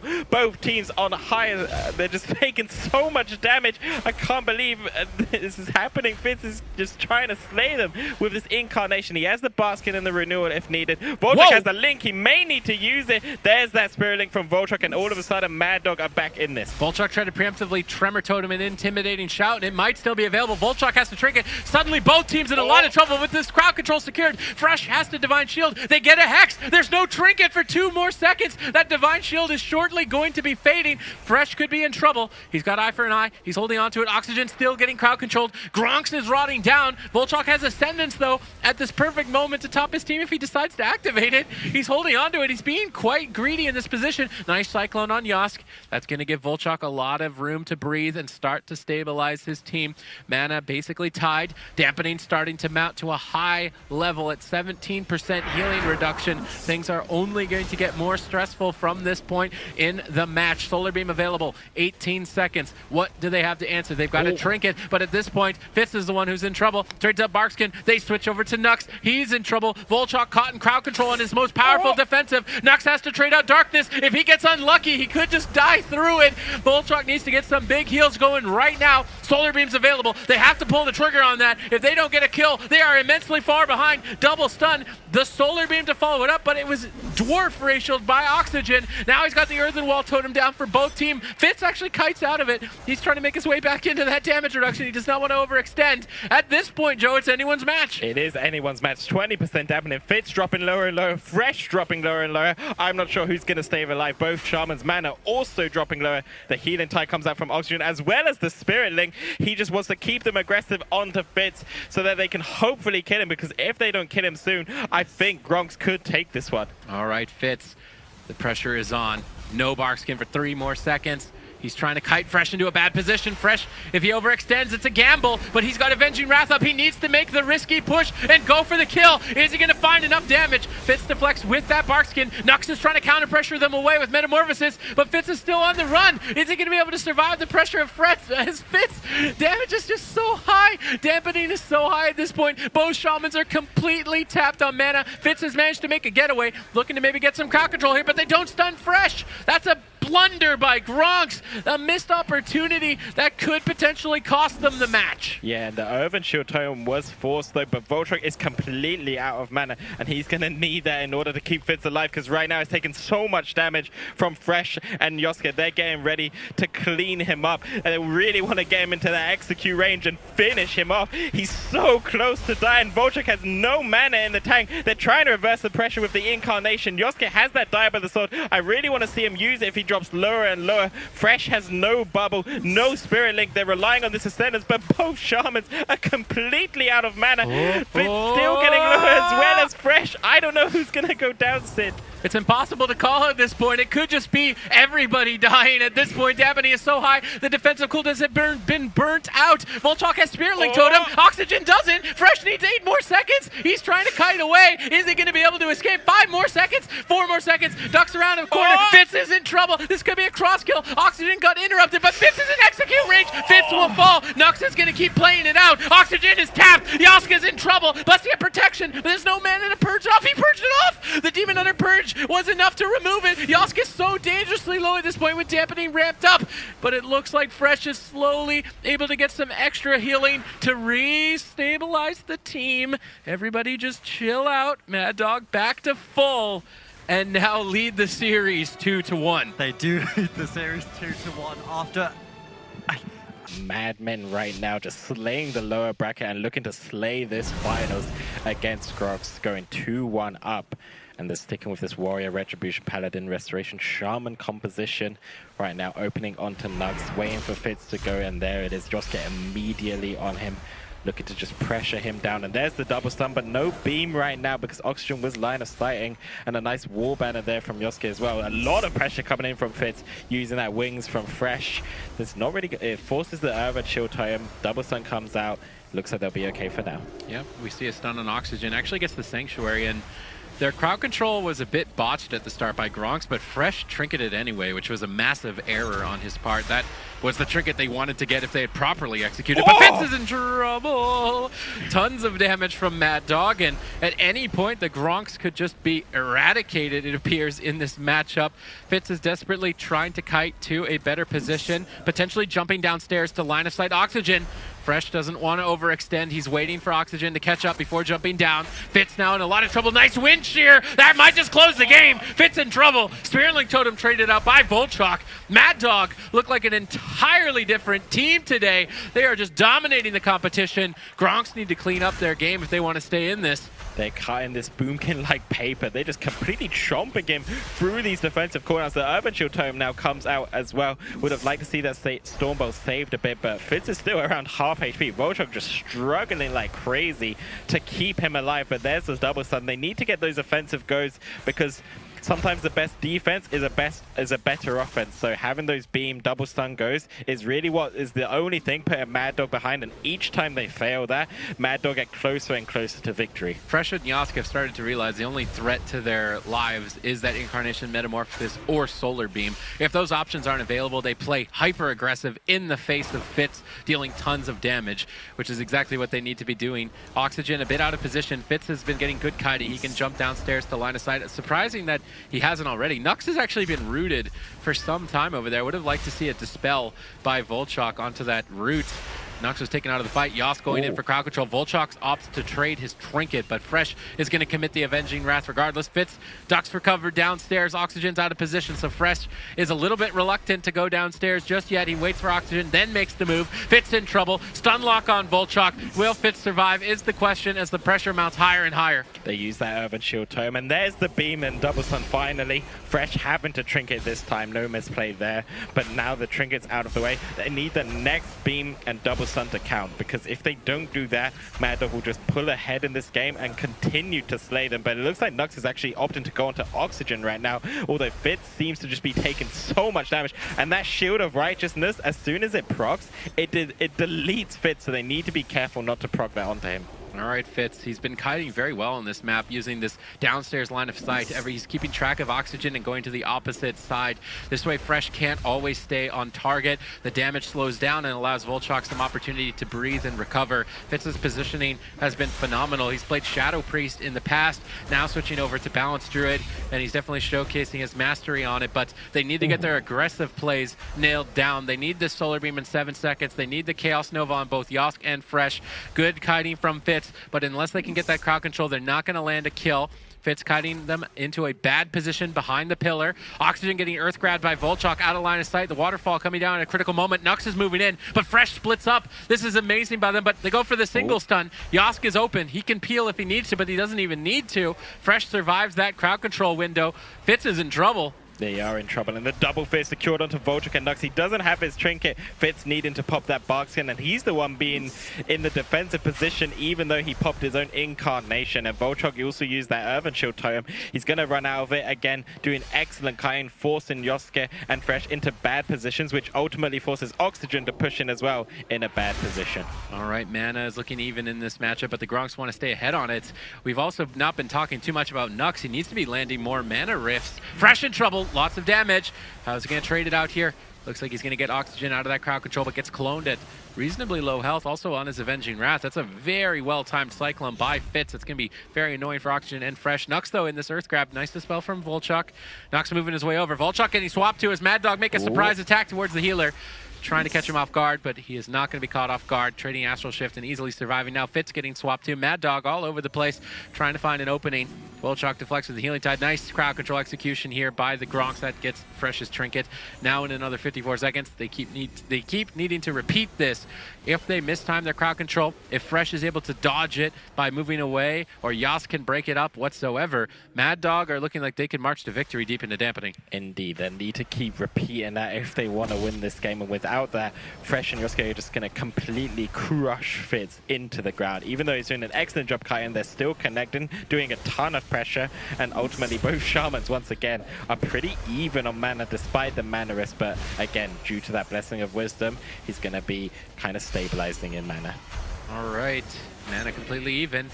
Earthen Wall totems have been burned through. Volchok's locked down in crowd control. Fitz is in trouble. Jumping into bear form to get that boost of durability and kiting with travel form. But Yask and Fresh are in hot pursuit. Fitz is in position to jump downstairs in line of sight Oxygen. Solar Beam available in 3 more seconds. Fitz is getting ready to set that up. Nux needs to coordinate it with him. Oxygen's out of line of sight. Nux is moving forward, maybe for a stun. There's the solar beam, but he's out of position. He's able to use his dwarf racial, actually. Oxygen escaping that, but Hex maybe. Volchok not able to get that. Nice line of sight by Oxygen. Good awareness, not getting caught off guard in what has been a very long struggle for Mad Dog to make it to the finals. They're still on point. They're looking on point indeed. And once again, Gronks with a bit of a misplay, not timing those beam and double stuns well, which is going to cost them dearly. And it could cost them this game and ultimately cost them this finals and their BlizzCon spot on the line. So they really need to shape those up, even though Fitz is doing an excellent job cutting. But now the Urban Shield time used to counteract that wings from Fresh. He's still very low on HP, needs to be careful falling into that execute range of Yosuke's warrior right there. And Volchok just doing whatever he can to keep them alive. BlizzCon on the line. $50,000 as well.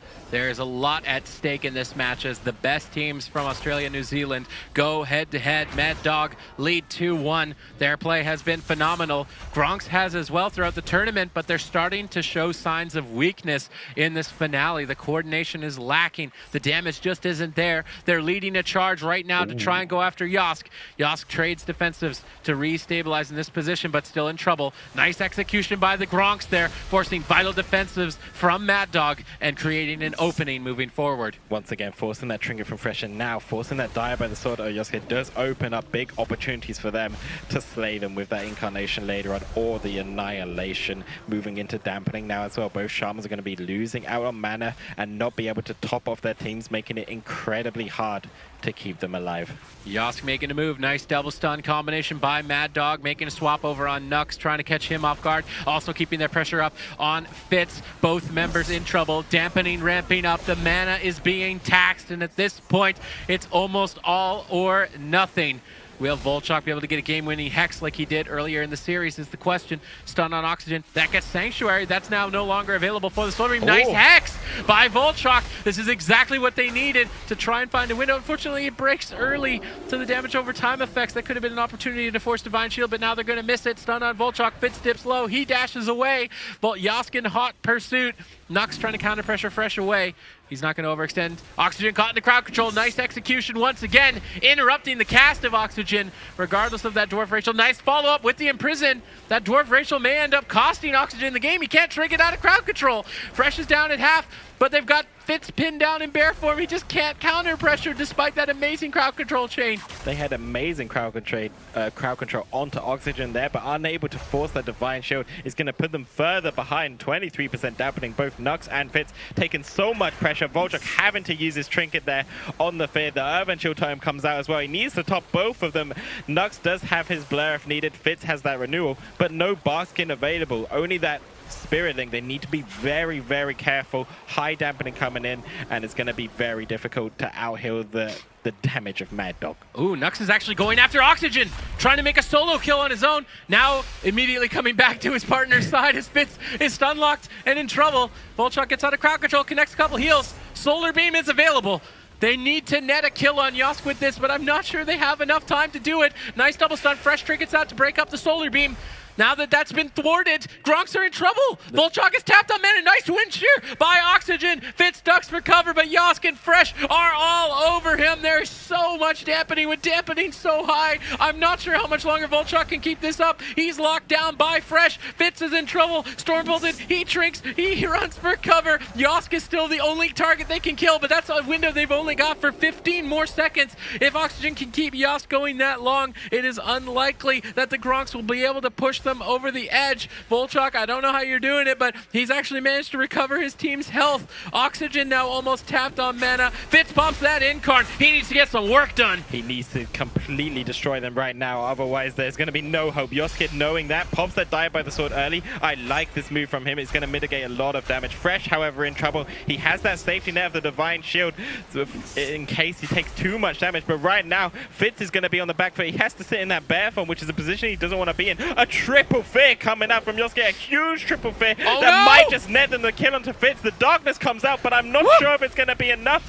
The Spirit Link has to be used as well. Overlap with these huge defensives, 34% dampening. Both teams just completely rotting now. The Shamans can't keep them alive, but surely Fitz goes down here. He uses the Barkskin. Yosuke just needs to finish him. He needs to be able to get in range, but he's getting finished himself. The rallying cry comes out for him to survive. Both teams getting lower and lower. I'm not sure who's who's going to take this one, Sid? These Cyclones from Fitz are the only thing standing in between his team's defeat. How much longer can Volchok keep this going? Both Shamans are tapped. Defensive cooldowns have been burned, and at this point, it's anyone's match. It could even be a cross kill potentially for either side. Dampening going up to critical mass. Almost 40% healing reduction in this match, and Yas is in trouble. Fitz is in trouble. Who will fall first?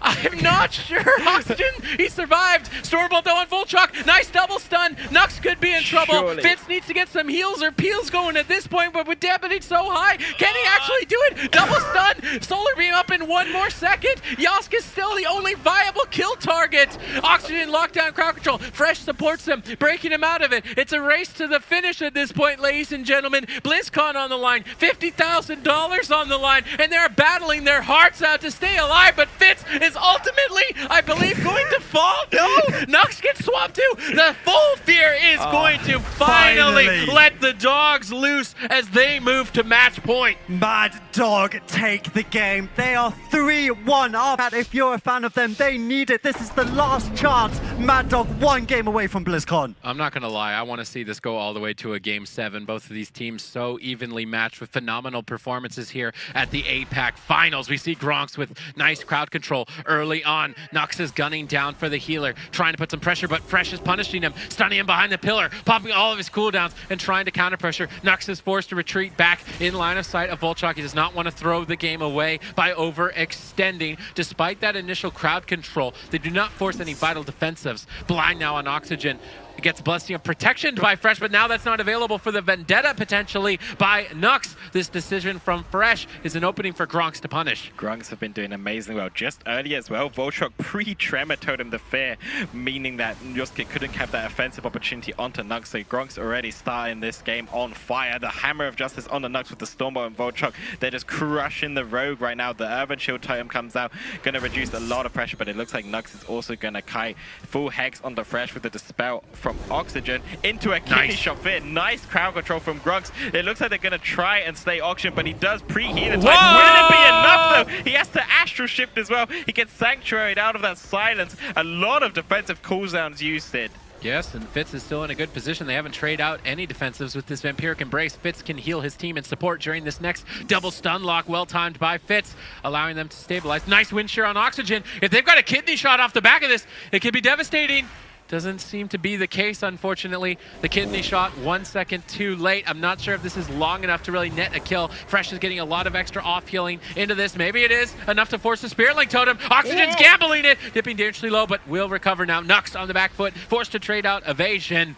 Each team is continuing to swing. The Gronks are falling behind on mana and now falling behind on vital defensive cooldowns. Sharpened Blade. Nux is in trouble. How is Volchok going to handle the pressure? It's match point. BlizzCon on the line. He had to use that Urban Shield Totem as well as the Healing Tide. Huge defensives now on the side of Gronks going down, but they make a huge swap over to Yosuke as well. This game is just going back and forth, using those offensive cooldowns and having those offensive plays from both teams. It's a pleasure to see, and Yosuke's going to be fine right now. He has that safety net to die by the sword, as well as Fresh with that Divine Shield, and both Shamans have a lot of their cooldowns, so they should be okay for now, but this is a very explosive match, and every time they're doing this, the Stormbolt with the Hammer of Justice on the Nux, huge burst pressure on the Nux, a full fear on the Volchok. This could just be it. If they can follow this up, I think he'll go down. He actually hexed the Shadow Priest to stop that live swap, but he used his trinket to use it, and he still died!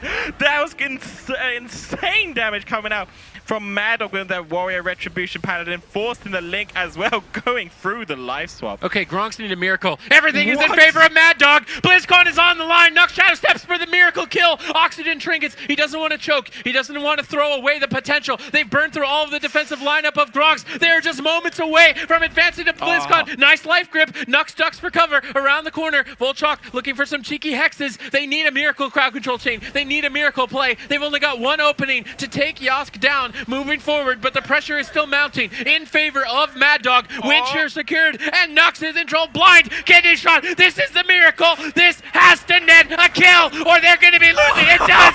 They do it. They pull off the miracle and stay alive in the finals. Gronks pull it back with the RPS composition. That clean setup. It was the last straw. $1,000 on the line. BlizzCon on the line. Can Gronks do it, ladies and gentlemen? we're going to be getting into this new map as a... Oh, no! An immediate Earth Grab onto Nux. Beautiful read that by Oxygen. That's going to put Gronks behind, not having that opener. And a Hammer of Justice with a Stormbolt. So much burst pressure happening. Oh my goodness. He completely used every defensive cooldown. The Faint Evasion and Cloak of Shadows coming up, but I don't blame him. That was an absurd amount of pressure coming in. I need a second. I think Nux needs a second. I'm not even the one competing, and I need a second. Nux is down at half. Oxygen's blinded. Gronks need a miracle. They're completely against the wall. It's still match points. They're at the worst possible position that they could ever be at in this series, and they have to make it work. Double stun. Winter on Fitz. Perfect crowd control. Nux triggers out. He's still in trouble, though, with no defensives. Volchok, high pressure situation. Can the Gronks do it? Nux is moving over. They're trying to get Oxygen into the fight for some crowd control. They go for the second screen, but it was war bannered. They don't kill it off. A missed play by the Gronks. They're already in the worst position. They can't afford these mistakes. This is a dire start for the Gronks. No defensive cooldowns apart from that Spirit Link from Volchok. Nothing for 30 seconds. Nux going to be in huge trouble right now. They need to find an opening, but they're just unable to. They have just lost this minute. I can't even predict a worse minute. And now there's the Hammer of Justice Stormbolt synergy once again. Fitz again trinketing that Hex with a live swap to save Nux. But right now they need to find offensive momentum. You can tell that Mad Dog are ready to go to BlizzCon. This is an insane amount of damage. They feel robbed by the last victory of the Gronks, and they're looking to stomp them out, move forward to BlizzCon. Nux is trying to develop some momentum onto Oxygen, but not really finding any openings. 30 more seconds on Volchok's trinket. He really needs that to connect his Spear Link totem. The next double stun could easily close the game out. Fitz is locked in crowd control. Volchok pops Ascendus. Yosk moves over. That's the double stun. There's nothing standing between Mad Dog and BlizzCon except for some clutch heals by Volchok. He's gone to the fear. Double cross CC. Nux Kid needs to deny the execute for one more second, but it's not enough. Mad Dog are going to BlizzCon. Mad Dog are the champions of the Asia Pacific region. They do go to BlizzCon.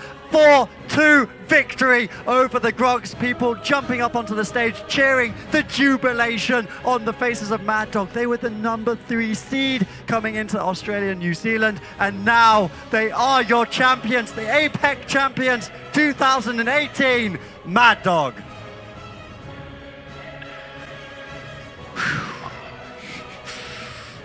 You can see what it means to them on the stage. Still the sportsmanship in this region. It's the most beautiful thing to see.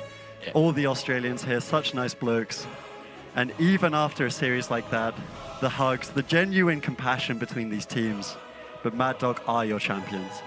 It's been an unbelievable tournament throughout this entire day. I am more than pleased with the level of competition that APAC brought this weekend. It's been incredible. I cannot wait to see Mad Dog represent their region against the best from North America, against the best from Europe. And you can see it on your screen, folks. Mad Dog in the lower bracket from round 1, losing 3-0 to Give It earlier on. They were able to overcome all these obstacles, including Give It in the lower bracket semifinals, and now they are your champions. They are the team winning the lion's share of that $50,000 US, and most importantly, they are the team representing Asia Pacific at BlizzCon 2018. Huge commendations to these guys. Fantastic gameplay on the day, and it had to be. What a show from these